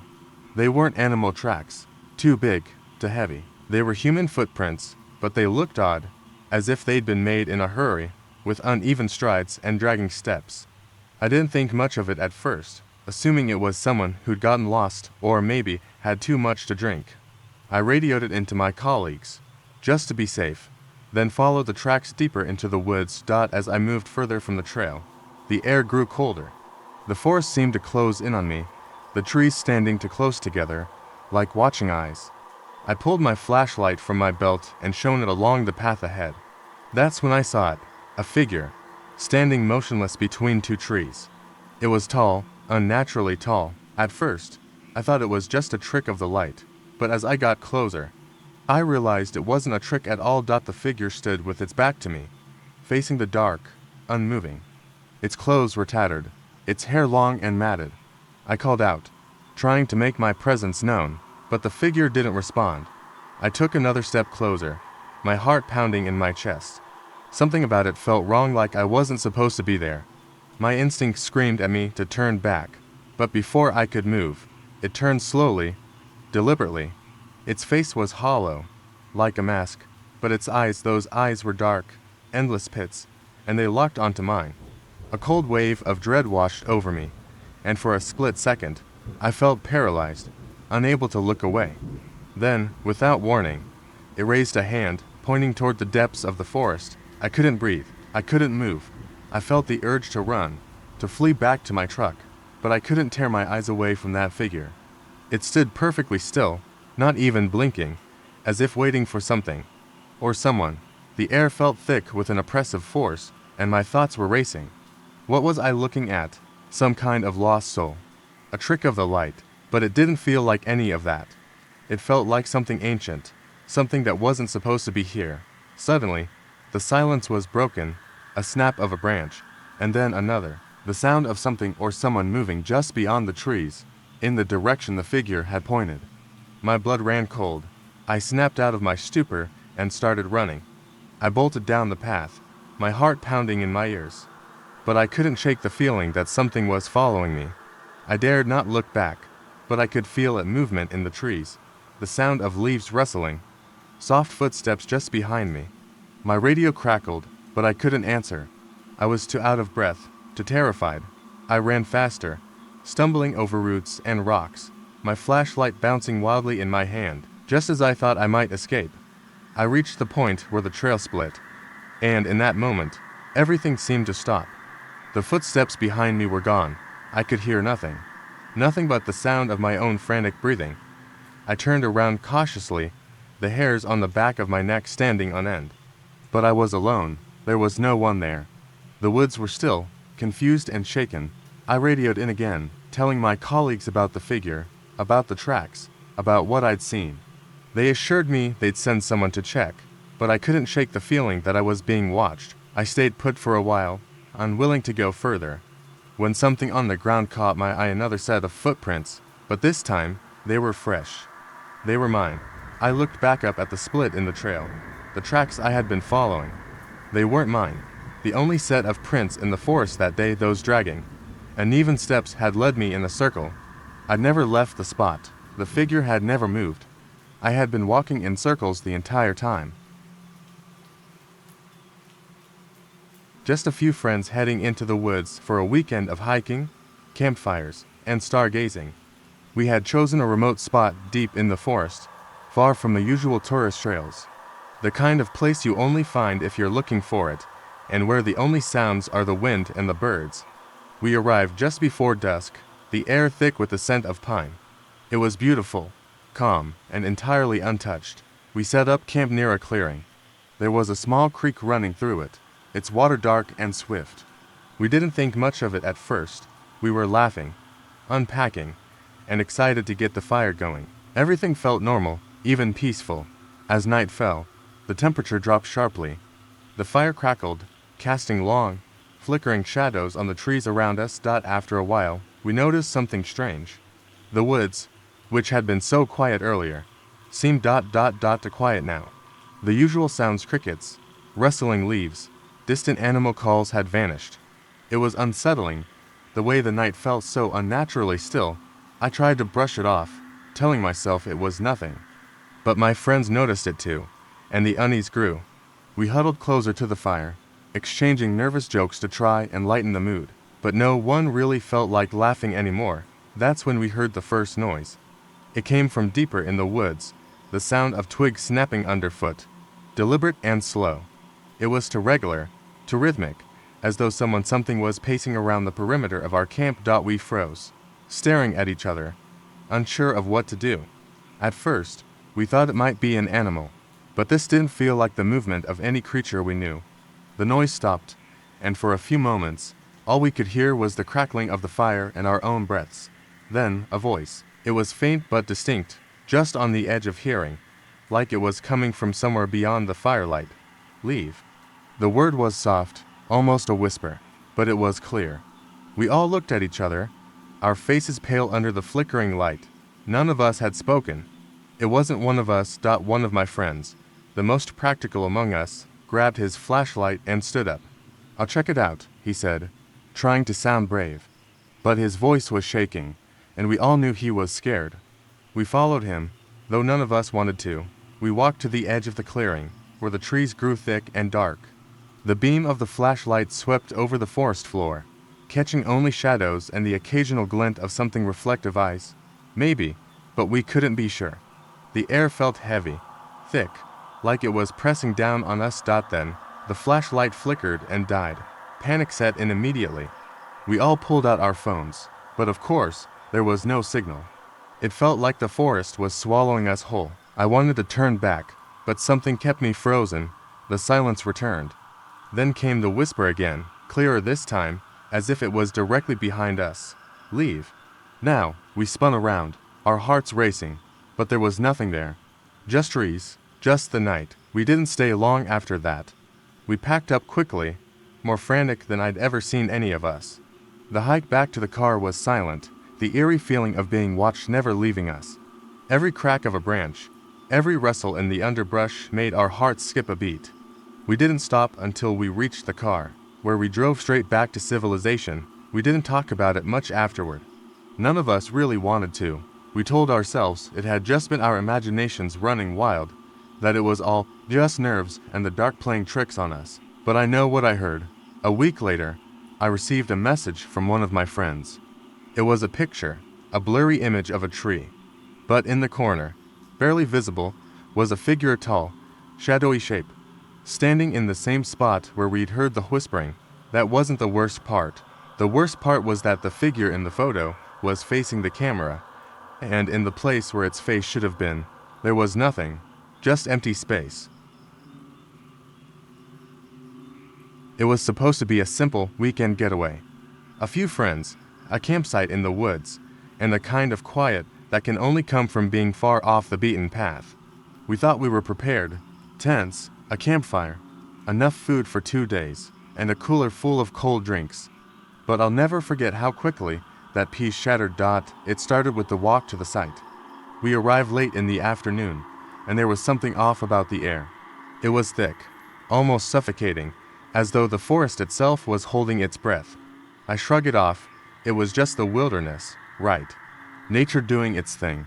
But the closer we got to our spot, the more the trees seemed to close in on us. The path grew narrower, and the shadows grew deeper. By the time we set up camp, the sun was barely a sliver in the sky.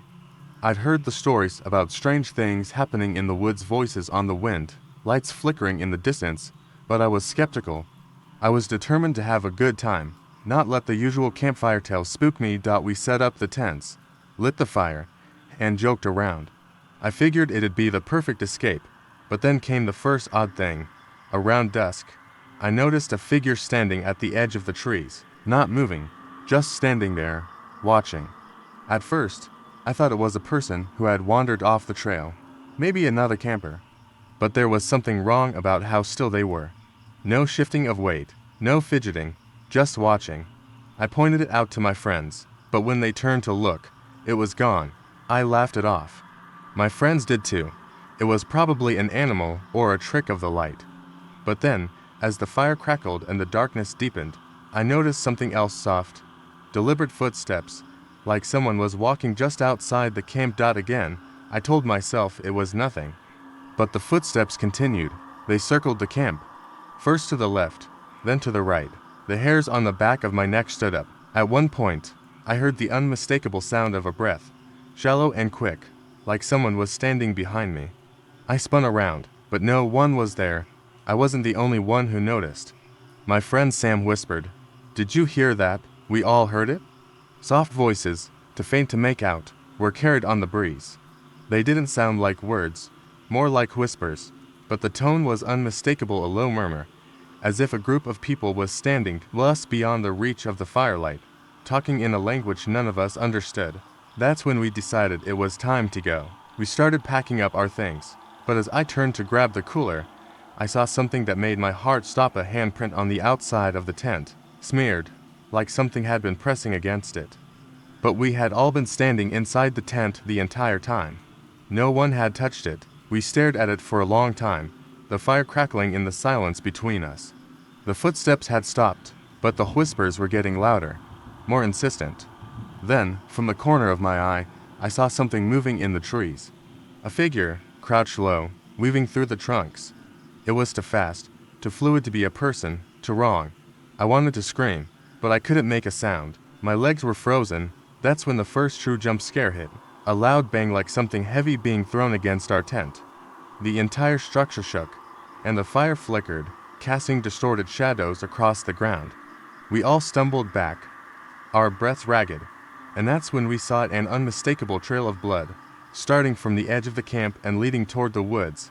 It wasn't animal blood. It was too dark, too thick. We ran. There was no hesitation. We grabbed what we could, threw it in the truck, and sped off, hearts hammering in our chests. When we finally got home, we thought it was over. But a few days later, as I was unpacking my bag, I found something in my jacket pocket, a small, torn scrap of fabric, dark red, stained with something that looked like dirt. But the strangest part, the fabric was exactly like the material of the tents we had set up that weekend. I stared at it for what felt like hours. My thoughts scrambled. Had something been with us in the woods? Something that we didn't see? Had it been in our tent the entire time? I didn't want to think about it, but the more I tried to push the thought away, the clearer it became. The whispers, the figure in the trees, the handprint, the blood trail, and that piece of fabric, something that definitely wasn't ours. We never went back to those woods. But I still wonder, what was it that we didn't see? What was circling our camp? Watching us, following us, whatever it was, it didn't let us go. It was supposed to be a simple weekend camping trip, just me and a few friends. We set out into the woods, eager for some fresh air, hiking, and quiet nights around the fire. Nothing could go wrong. We pitched our tents by a small clearing beside a narrow stream, the trees around us thick, and the forest alive with the usual sounds of nature. The first day was perfect. We hiked for hours, laughing, joking, and snapping pictures. We returned to camp just as the sun was dipping behind the horizon, casting long shadows across the forest floor. By nightfall, we gathered around the fire, roasting marshmallows and telling stories. But when the fire crackled down to embers, something shifted. It was a subtle change, but it didn't go unnoticed. The air felt colder, heavier. The rustling of the trees grew louder, more frantic. I remember thinking it was odd how the usual chorus of night creatures had gone quiet. No crickets, no owls, no rustling leaves, just silence. It made the firelight seem far too small against the vast, looming dark. I wasn't the only one who felt it. I caught my friends glancing around, eyes darting to the edges of the trees, as though they were hearing things too. But when I asked if anyone else felt it, they shrugged it off. We huddled closer to the fire, trying to laugh it off, but there was a tension in the air that none of us could shake.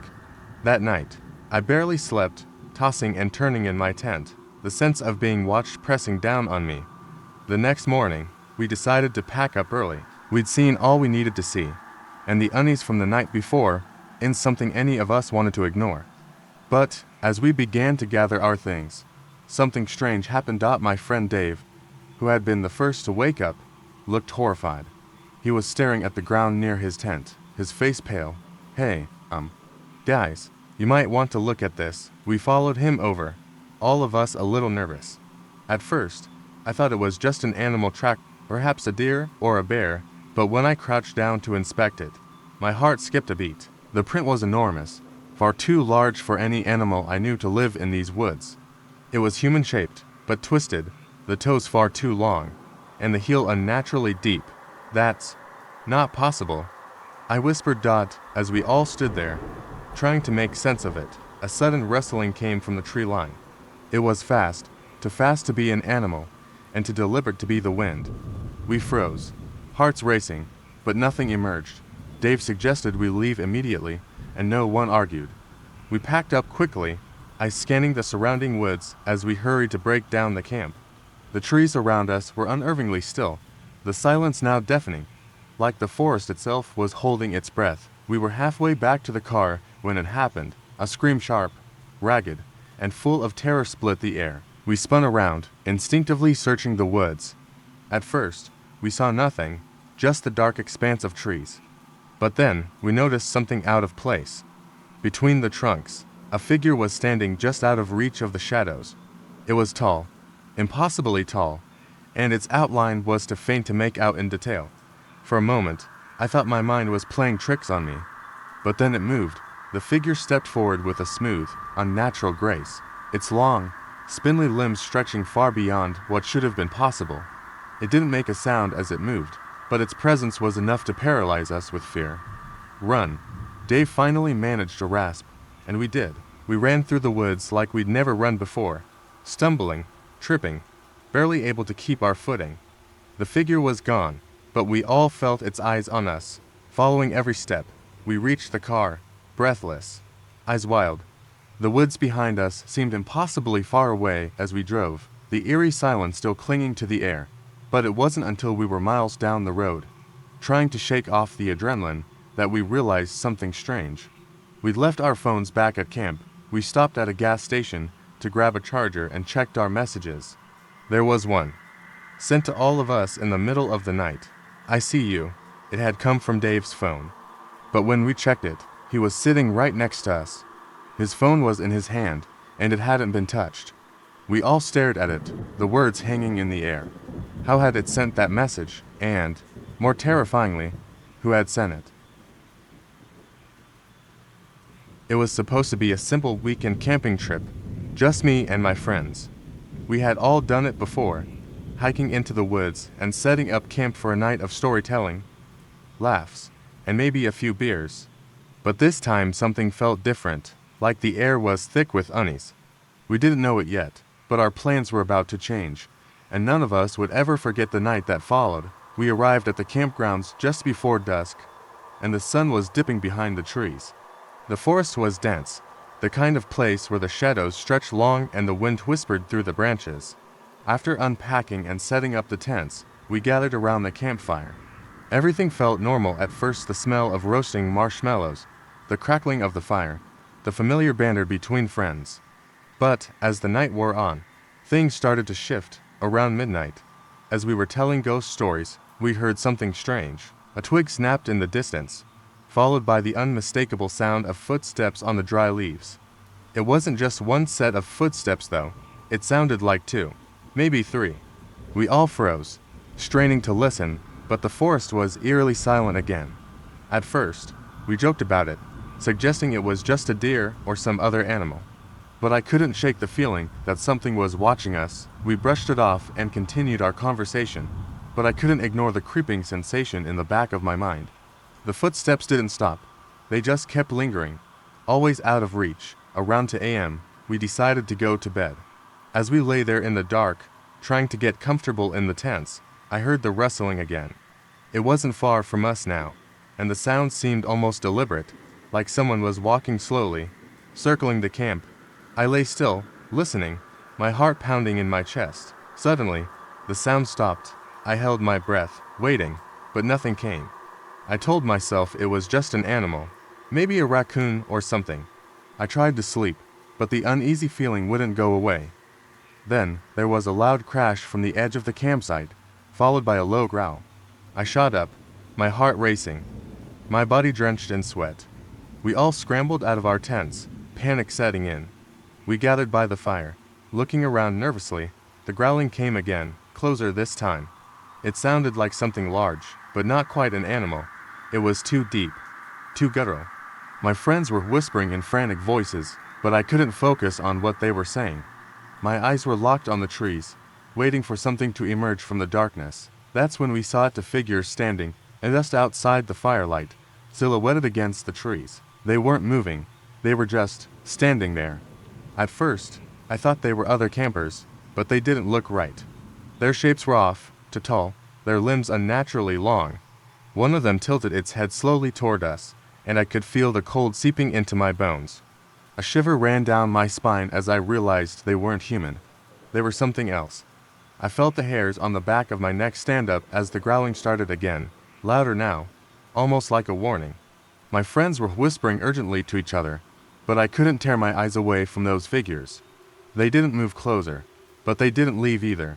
They just waited. We had no idea what to do. We weren't even sure if we should run or stay still. But then, just as quickly as they had appeared, the figures vanished into the trees. We stood there, frozen, unsure if we were safe. The night seemed impossibly quiet, too quiet.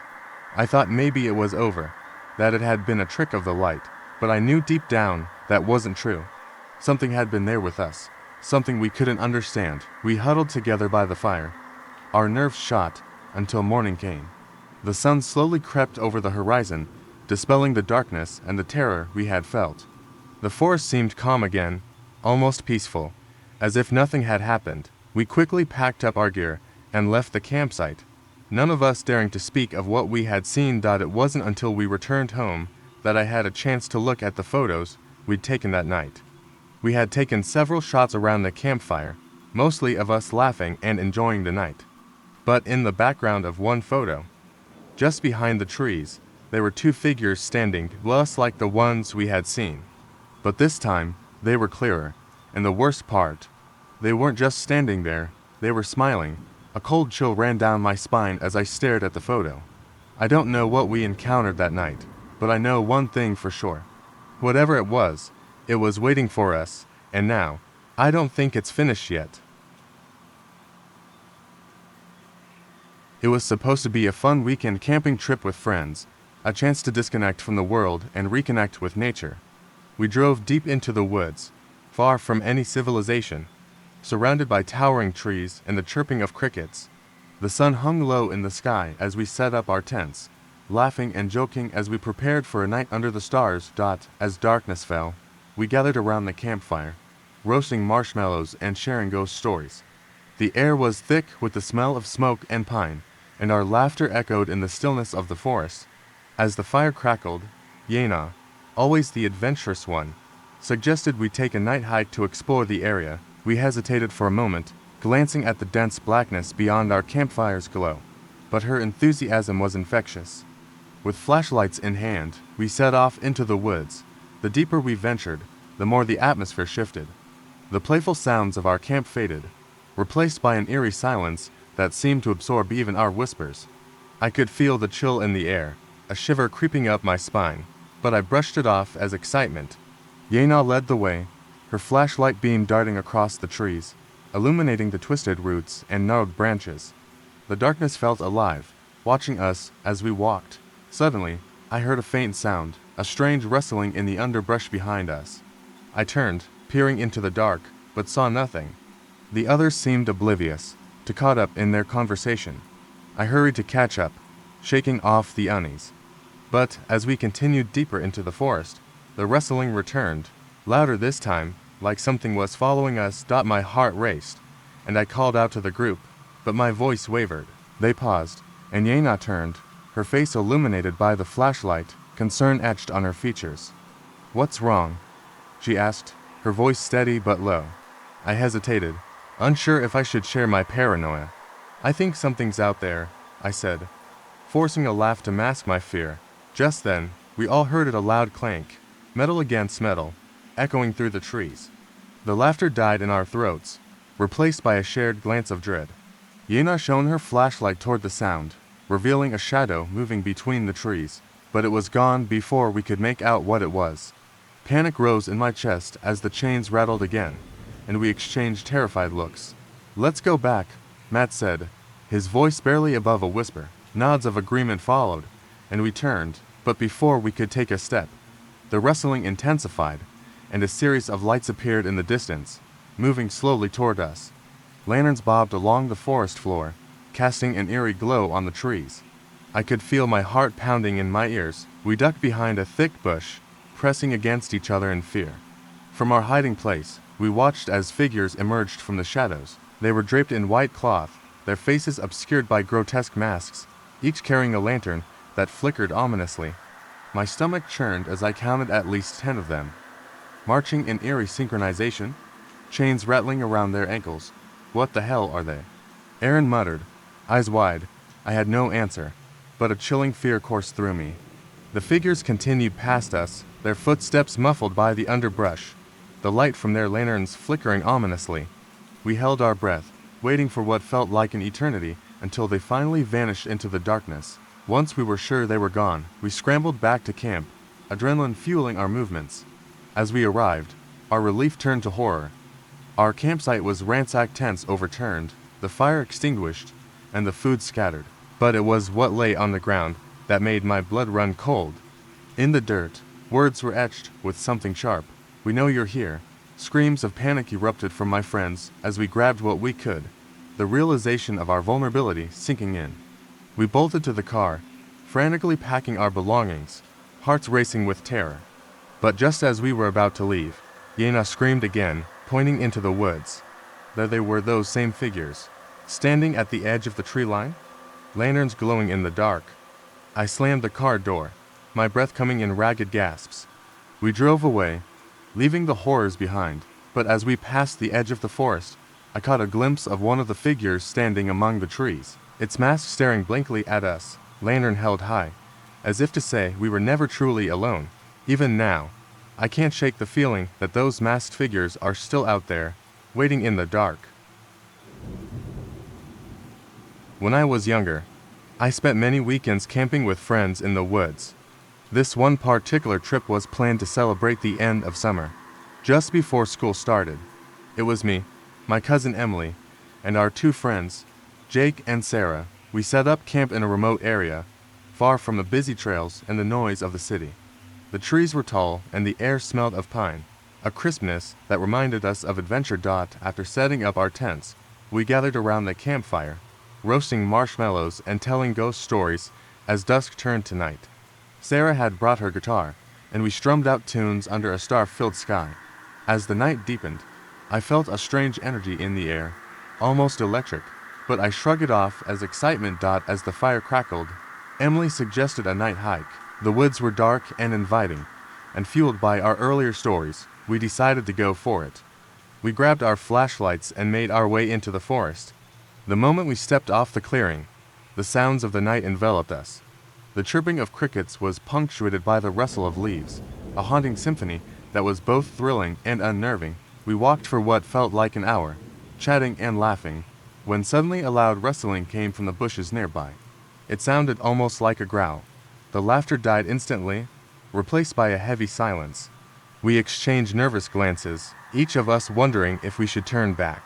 Jake, always the brave one, insisted it was probably just a deer. So, we pressed on. As we moved deeper into the woods, we noticed something odd. The trees seemed to close in around us, blocking the moonlight and casting eerie shadows that danced just beyond our line of sight. Then came the sound again. This time it was closer and more pronounced, a scraping noise like nails against wood.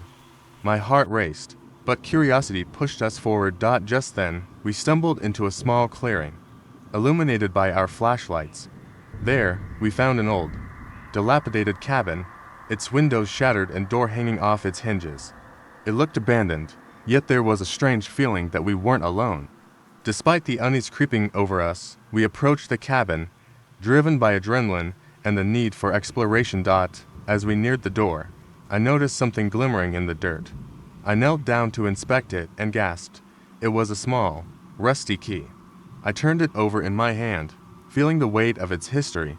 My friends gathered around, intrigued. We decided to look inside, the thrill of discovery overshadowing our instincts to leave. With some effort, we pushed the door open, and it creaked loudly, the sound echoing in the night. Inside, the air was thick with dust and decay. Cobwebs hung in every corner, and the floorboards groaned beneath our feet. As we explored, Sarah suddenly screamed, pointing to the wall. There were strange symbols carved into the wood. Some looked like faces, others like claws reaching out. We stepped back, our hearts racing. Then, without warning, the cabin door slammed shut behind us. We jumped, panic surging as we rushed to the door, but it wouldn't budge. The air grew cold, and a feeling of dread settled in our stomachs. Then, we heard the sound of footsteps outside. Slow and deliberate, moving around the cabin. Jake pushed against the door with all his might, and just as it started to budge, the footsteps stopped. We held our breath, the silence almost deafening. We decided to stay quiet, hoping whatever was out there would leave us alone. But then came a low whisper, so soft we could barely hear it. It was unintelligible, but laced with malice, sending chills down my spine. The door rattled as something pressed against it from the outside. Emily, shaking with fear, urged us to find a window. We all scrambled to the nearest one, fumbling with the broken glass, desperate to escape. But before we could get it open, the whispers grew louder, a cacophony of voices urging us to listen. Suddenly, the key I had found began to glow in my hand. I glanced at my friends, confusion etched on their faces. Without thinking, I ran back to the door, inserting the key into the lock. To my shock, it turned smoothly, and the door swung open as if inviting us to flee. We stumbled out into the night, gasping for air, the sounds of whispers fading behind us. We ran back to our camp, our hearts pounding, not daring to look back. When we finally reached the safety of the fire, we collapsed in a heap, shaking with adrenaline and fear. But the night was not over. As we settled down, I noticed the key still clutched in my hand. My stomach dropped as I realized the symbols I had seen in the cabin were now etched into my skin, forming a pattern on my wrist that burned like a brand. We were never meant to leave that cabin, and I could feel something watching us from the darkness, waiting for its time. I've spent years working as a park ranger in the deep woods. My shifts usually consisted of monitoring trails, checking campsites, and ensuring visitors adhered to safety guidelines. Autumn had set in, painting the forest in a tapestry of orange and crimson. The air felt electric, tinged with an anticipation I couldn't quite shake. On this particular evening, I was tasked with patrolling a remote campsite that had recently reported some strange disturbances. As the sun dipped below the horizon, I grabbed my flashlight and set off along the narrow trail leading to the site. The shadows grew longer, twisting into menacing shapes among the trees. The silence felt thick, almost suffocating. I brushed off the unsettling feeling and focused on my job. After all, I had encountered my fair share of oddities in the woods. When I arrived at the campsite, I noticed it was unusually quiet. The fire pit lay cold, and the tents stood like sentinels, their flaps flapping gently in the breeze. I called out to see if anyone was around, but received no answer. A tingle of unease prickled my spine. I began checking the tents one by one. The first tent was empty, save for some gear strewn about. The second tent, however, caught my attention. I unzipped the flap and peered inside. It was dark, the light from my flashlight barely illuminating the space. I stepped in and felt a chill sweep over me. The sleeping bags were rolled up, but something was off. There was a half-eaten granola bar lying on the ground, and a backpack was haphazardly tossed in the corner, as if someone had left in a hurry. My instincts kicked in, and I quickly exited the tent. I decided to check the surrounding area. As I walked deeper into the woods, I felt the air grow heavier. The wind picked up, rustling the leaves, but it carried with it an unsettling whisper. I shook my head, trying to clear my thoughts. I was just being paranoid. That's when I heard a faint sound, almost like a child laughing. I turned, heart pounding in my chest, and started walking towards the direction of the sound. The laughter echoed in a way that sent chills down my spine. It was innocent, yet the deeper I went into the woods, the more distorted it became. It was laced with a hint of something dark, something wrong. As I ventured deeper, I spotted a flicker of light through the trees. I followed it, thinking it might lead me to whoever had been camping. But as I drew closer, the laughter ceased, replaced by a profound silence.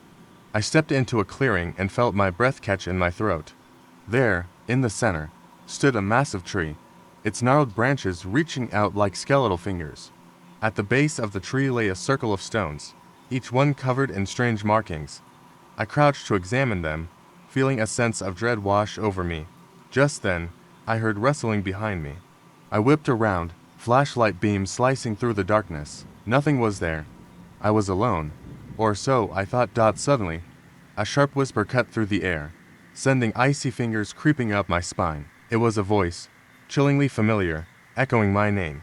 I stumbled backward, heart racing, realizing it sounded just like my sister.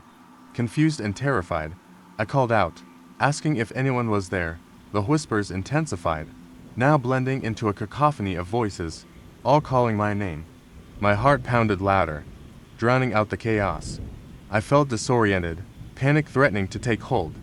Then I spotted something moving in the shadows, a figure darting between the trees. I trained my flashlight on it, revealing a face that made my blood run cold. It was a child, eyes wide and terrified, a look of pure horror etched on her face. I rushed toward her, ready to ask if she was lost. But as I reached her, she opened her mouth, and an unearthly scream erupted from her. The sound shattered the night, reverberating in my chest. I stumbled backward, realizing the child's face was not just frightened, but twisted, warped into something inhuman. I turned to run, but felt a tug on my shirt, yanking me back. I looked down to see skeletal hands emerging from the ground, grasping at me. I screamed and broke free, sprinting back toward the trail, adrenaline coursing through my veins. When I finally reached the safety of my vehicle, I locked the doors, heart racing, hands trembling. I looked back at the woods, expecting to see something, anything, but there was nothing. The eerie laughter had returned, ringing in my ears, echoing my deepest fears. That night, I didn't sleep. I sat in my truck, shaken, the forest looming dark and silent around me. As dawn broke, I vowed never to return to that spot, never to speak of it again. I thought about the child I saw, and the sinister whispers that echoed through the trees.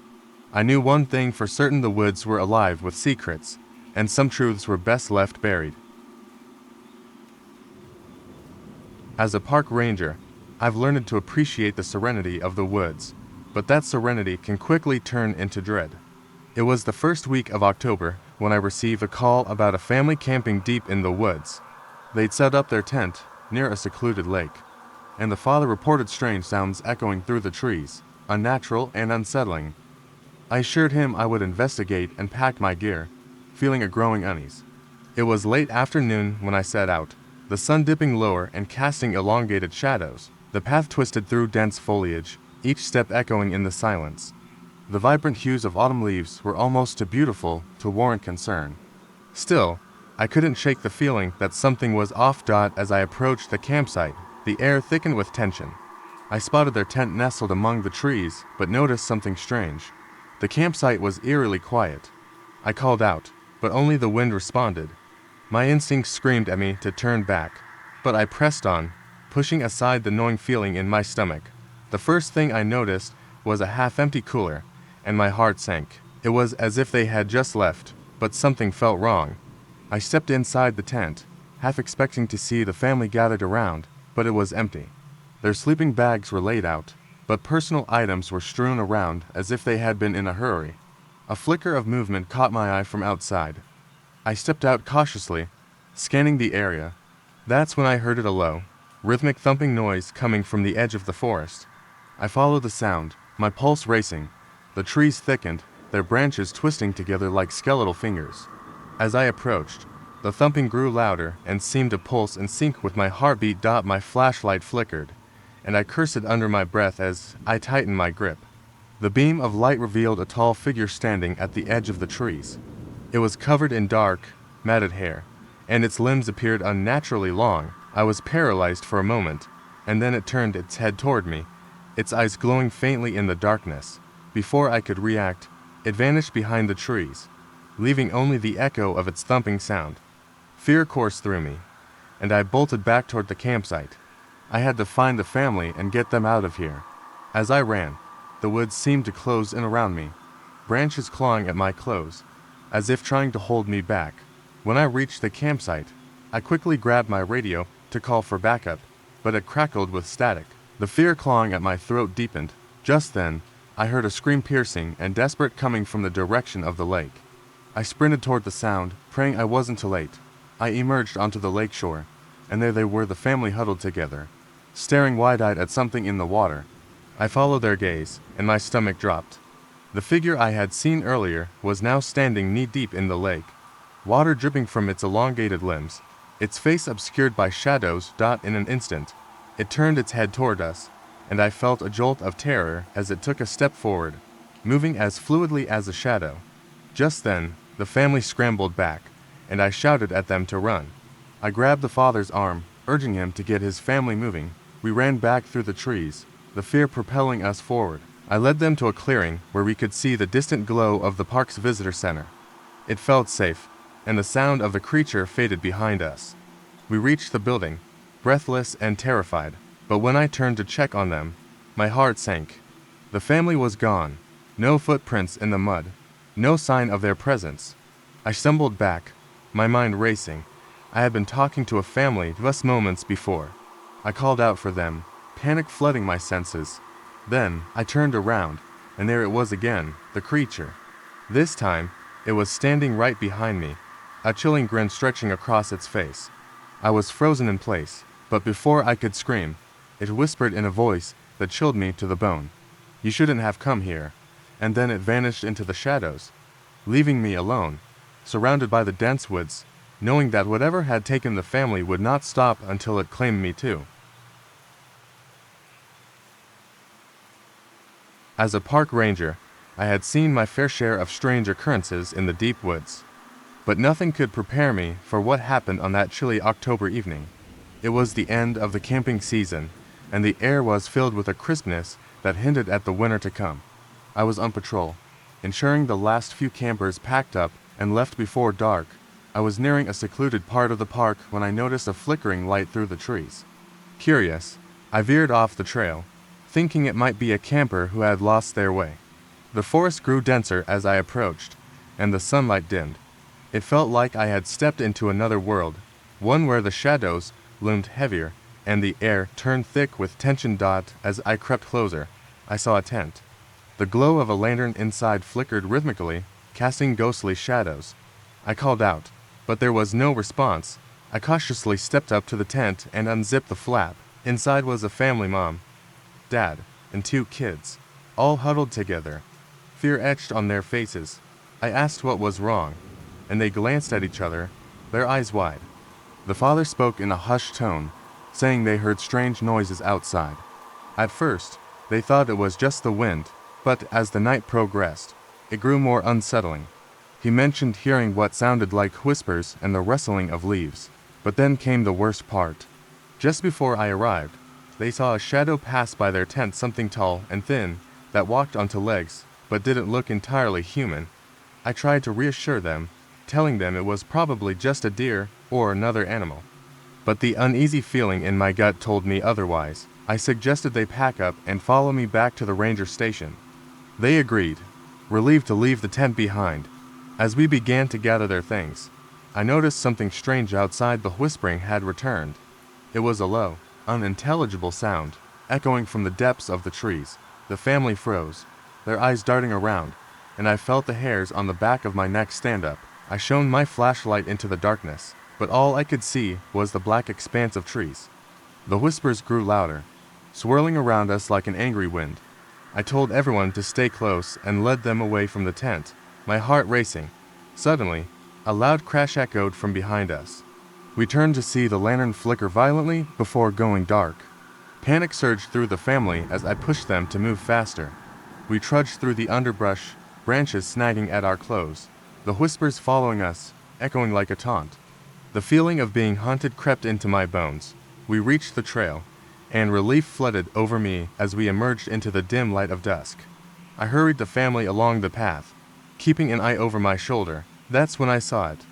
A tall, gaunt figure stood at the edge of the trees, its eyes glowing like embers in the fading light. My blood ran cold as the whispers shifted to a chilling laughter that made my stomach churn.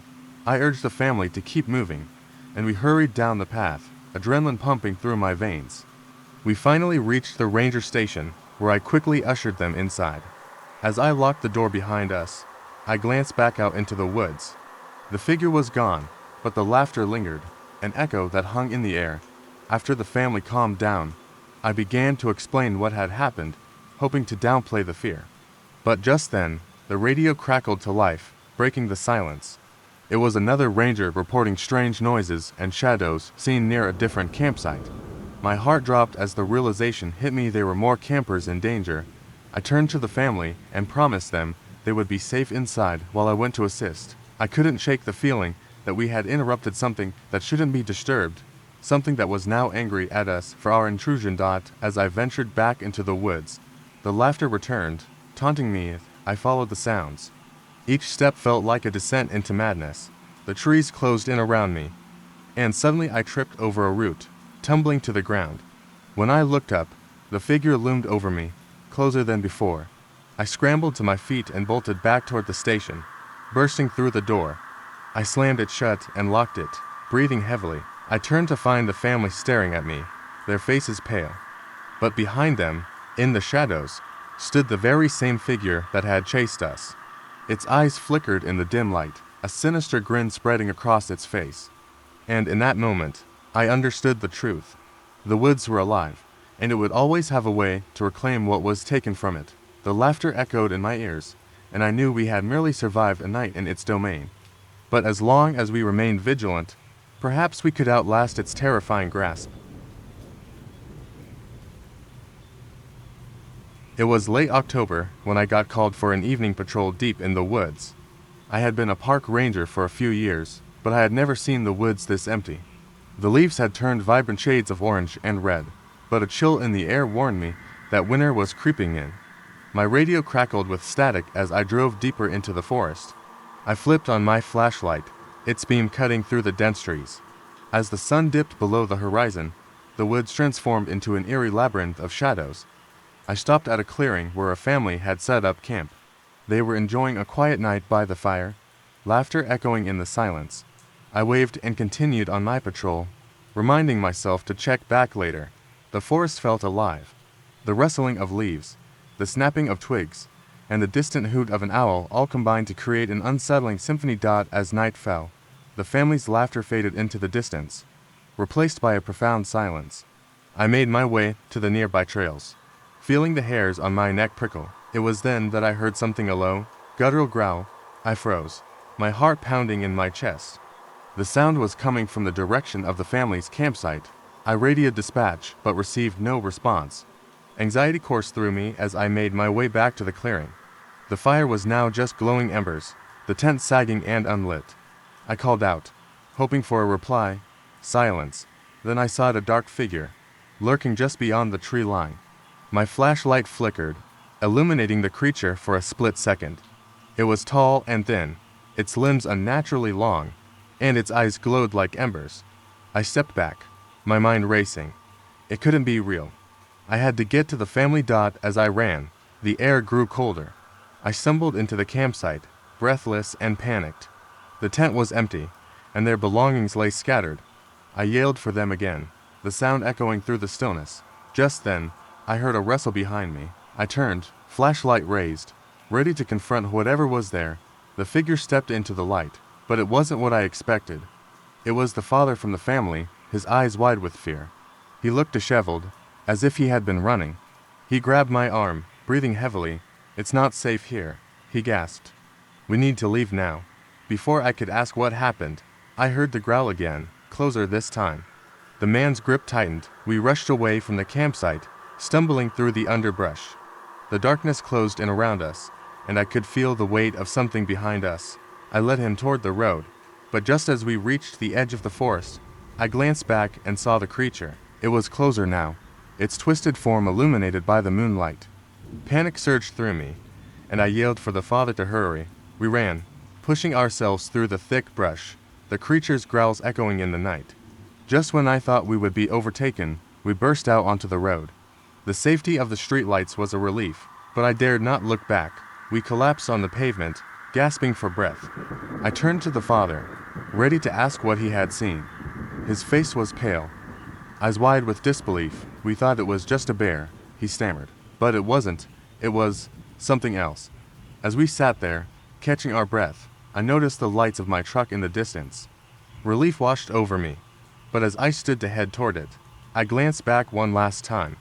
The figure stood at the edge of the woods, watching us. It tilted its head, and in that moment, I saw something that made my blood run cold. Where its mouth should have been was an empty, gaping hole, just a dark void. In that instant, everything shifted. I turned to the father, ready to shout a warning, but before I could speak, he collapsed.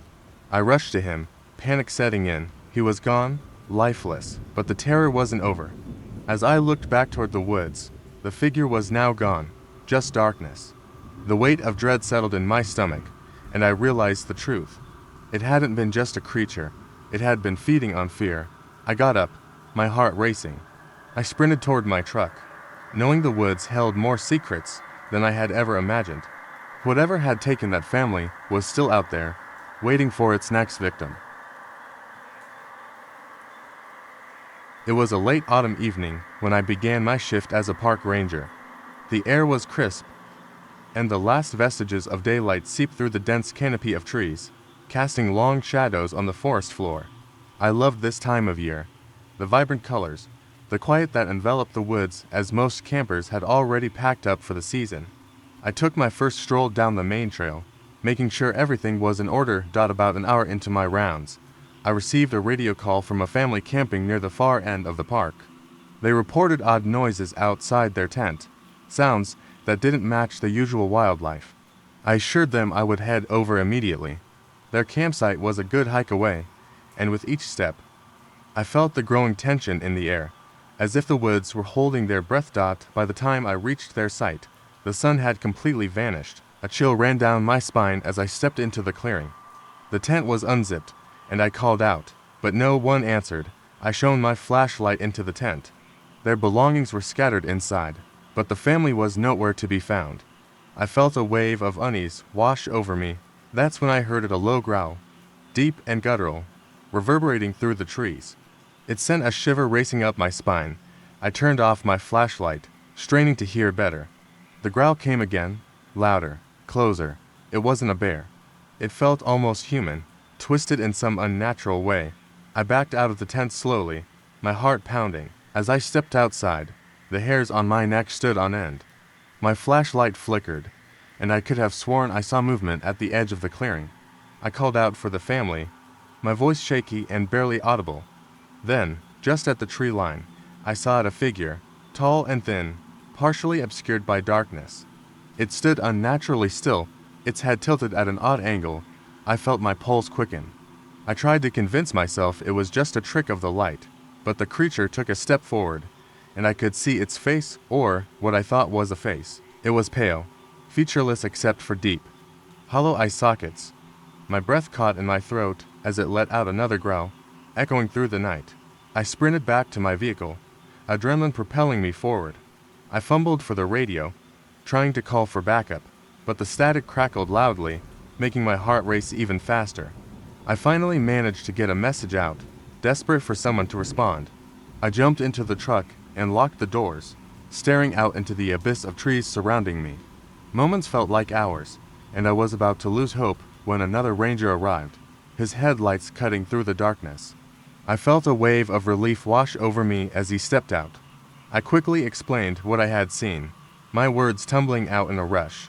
He listened intently, and as we prepared to search for the family, we heard something, the unmistakable sound of laughter echoing through the trees. Confused, we followed the sound. It led us deeper into the woods, where the trees were so thick I could hardly see. Then we stumbled into a small clearing. There they were, the family, huddled around a small campfire, roasting marshmallows and laughing like nothing was wrong. I felt my heart drop. I rushed toward them, demanding to know where they had been. The father looked at me with a puzzled expression. They had heard the growl, but assumed it was just a bear and decided to wait it out. I was flooded with relief, but something felt off. As we gathered around the fire, I noticed the mother was pale, her hands trembling. She glanced nervously toward the trees. I followed her gaze, and suddenly, the air grew cold. The laughter faded, replaced by a low, haunting growl. The family's faces turned to shock as the figure stepped into the light, its movements slow and deliberate, but then it stopped, hovering at the edge of the firelight. I was sure it would attack, but instead, it turned its head and looked directly at me, those hollow eye sockets boring into my soul. Just as I opened my mouth to scream, the fire flared up brightly, and in that moment, the figure simply vanished. The family stood frozen, their faces white with fear. The growl faded into silence. We all looked at one another, unsure of what had just happened. What was real? Had I imagined the creature? Or had it truly been there? The night ended with us all packed tightly together around the campfire, the eerie silence settling around us like a shroud. Even now, I can't shake the feeling that the woods are not as empty as they seem. I hear whispers in the wind and feel eyes watching me. Whatever was lurking in the shadows that night might not be gone for good. The autumn sun had already dipped behind the treetops when I arrived at the remote campsite. I was the only park ranger on duty, and the silence of the forest felt heavy. I had always loved the peace of the woods, but that night, an unsettling feeling crept in like the chill of the evening air. I had just finished my evening rounds when a family of 4 set up camp nearby. They were cheerful and excited, their laughter echoing through the trees.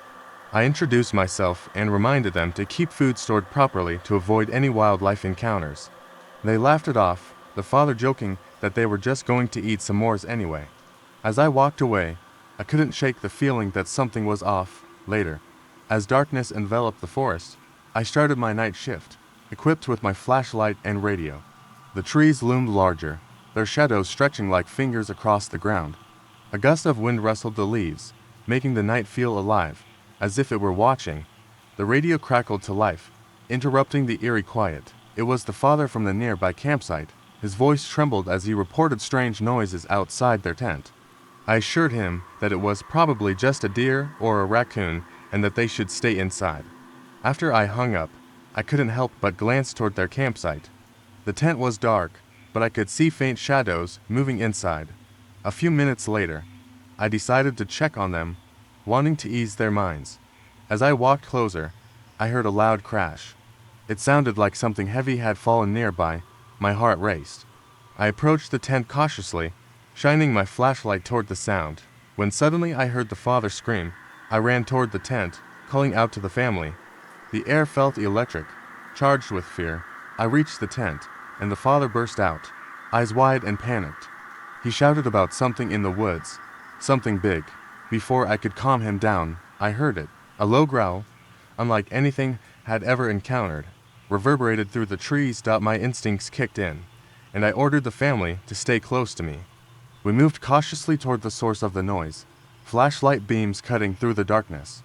The growl echoed again, closer this time, and I felt a chill run down my spine.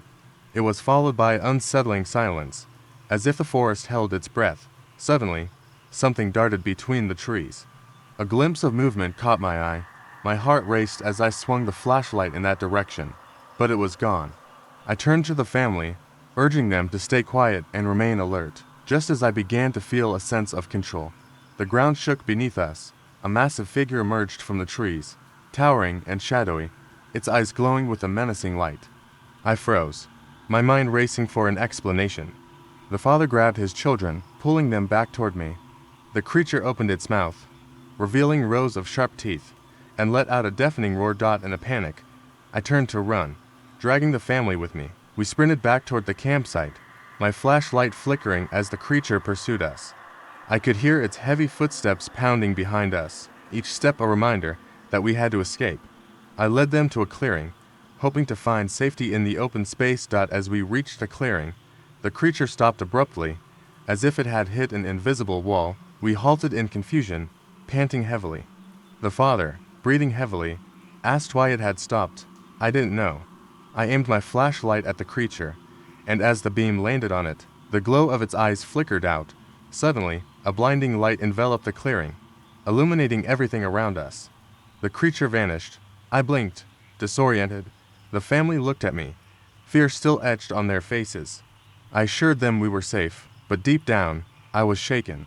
As we made our way back to the campsite, I noticed something strange. The ground was undisturbed, no signs of the chase we had just experienced. We packed up quickly and returned to the park entrance. I glanced back one last time at the woods, where shadows danced in the fading light. I would never forget that night or the creature we never truly saw, and I would never understand what happened in that clearing. But as I drove away, I couldn't shake the feeling that something was still watching, lurking just beyond the edge of the forest, waiting for the next unsuspecting visitors. Camping in the deep woods had always been my escape, a chance to disconnect from the chaos of life. I often went with a group of friends, but this time, I found myself alone. The plan was simple: set up camp, enjoy the quiet of nature, and maybe indulge in a little stargazing. Little did I know how the night would unfold. I arrived at the campsite just before sunset, a perfect spot nestled between tall pines and a clear, babbling brook. The air was crisp, and a gentle breeze rustled the leaves, almost as if nature was welcoming me.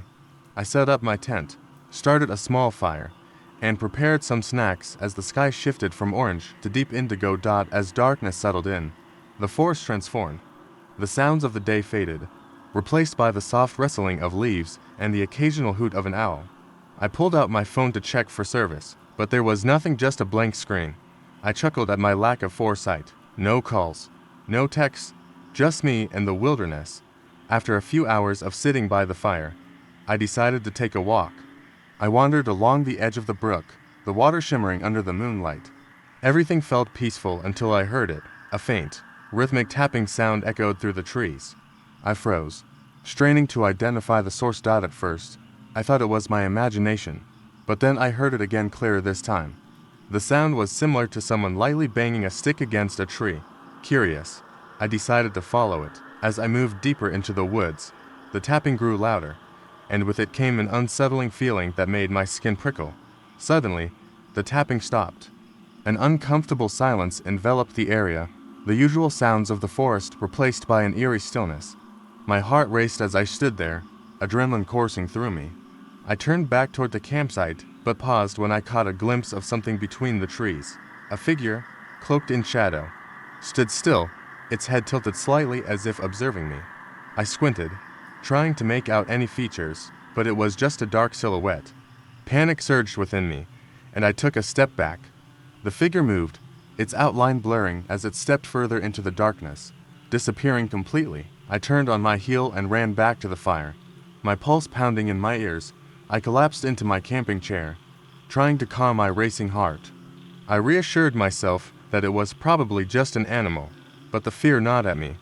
The fire crackled loudly, illuminating the surrounding trees and keeping the darkness at bay, but my unease lingered. After a few minutes, I mustered the courage to poke the fire and try to shake off the dread. Just as I did, I heard a rustling in the bushes nearby. My heart sank. I grabbed the flashlight, shining it toward the sound. Nothing. I felt like a child again, afraid of the monsters lurking in the dark. As I sat there, a movement caught my eye from the corner of the clearing. A figure emerged from the trees, this time much closer. I stood up abruptly, ready to confront whatever it was. The flashlight beam revealed a woman, pale and disheveled, her eyes wide with terror. She raised her hands, trembling. "Please help me," she whispered, her voice barely audible over the crackling fire. "What happened?" I asked, stepping forward. "They're coming for me," she stammered, looking over her shoulder. "I don't know what they want, but they won't stop." My instincts kicked in, and I gestured for her to sit by the fire. "You're safe here." "Who is coming?" Just then, I heard it again, the rhythmic tapping, now closer than before. The woman's eyes widened further, and she let out a small whimper. I felt a chill creep up my spine as I glanced into the darkness, the tapping now turning into a chorus of discordant knocks. Suddenly, the fire flickered violently, as if something had passed through the light. I turned to look at the woman, but she had vanished. My heart dropped, and I stumbled back, casting the flashlight all around me. I felt the ground shift beneath my feet, the world tilting as panic set in. Then I heard her voice, echoing from the darkness. "They're here."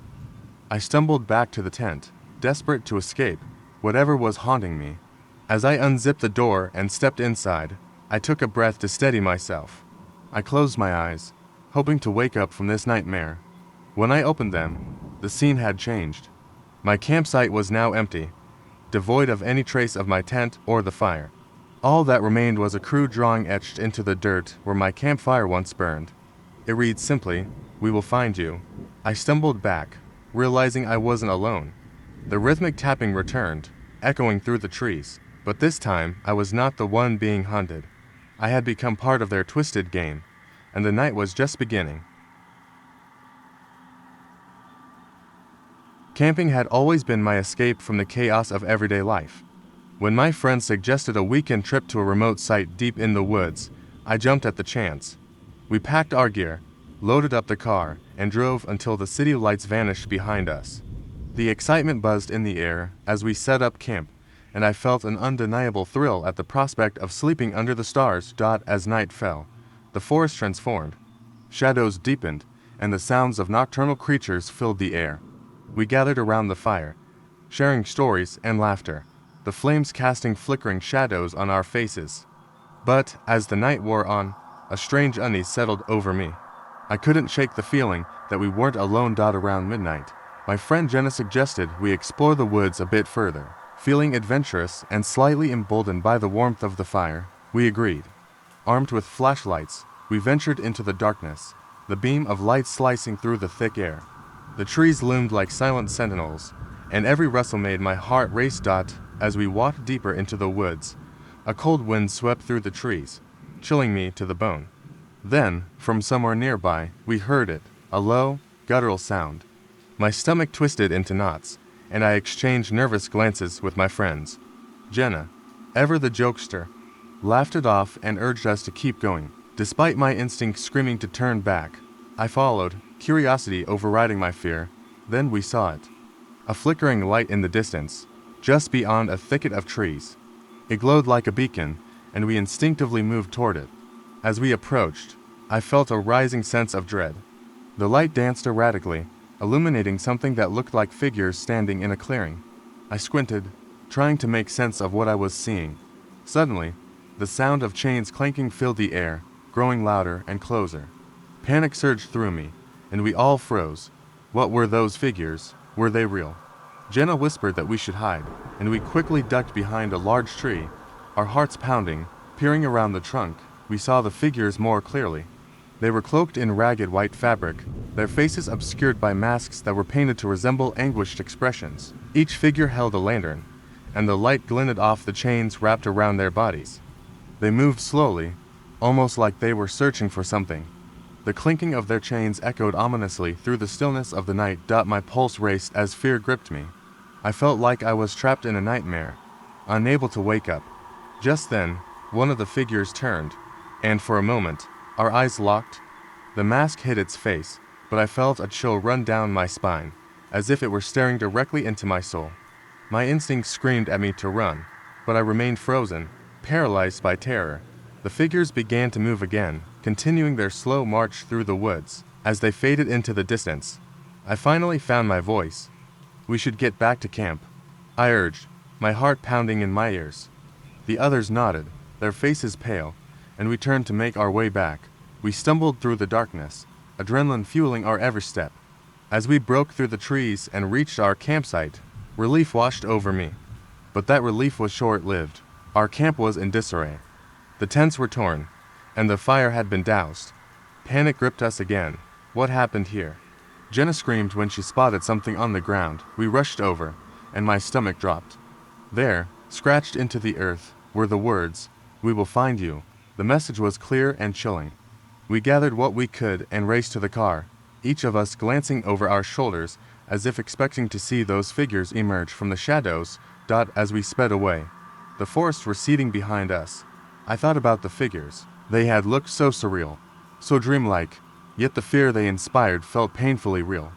I glanced back one last time, and for a split second, I thought I saw one of the masked figures standing at the edge of the trees, lantern glowing softly in the darkness, watching us leave. That image haunts me still, a terrifying reminder that some things in the woods are better left undisturbed. I never spoke of that night to anyone, afraid they might think I was losing my grip on reality.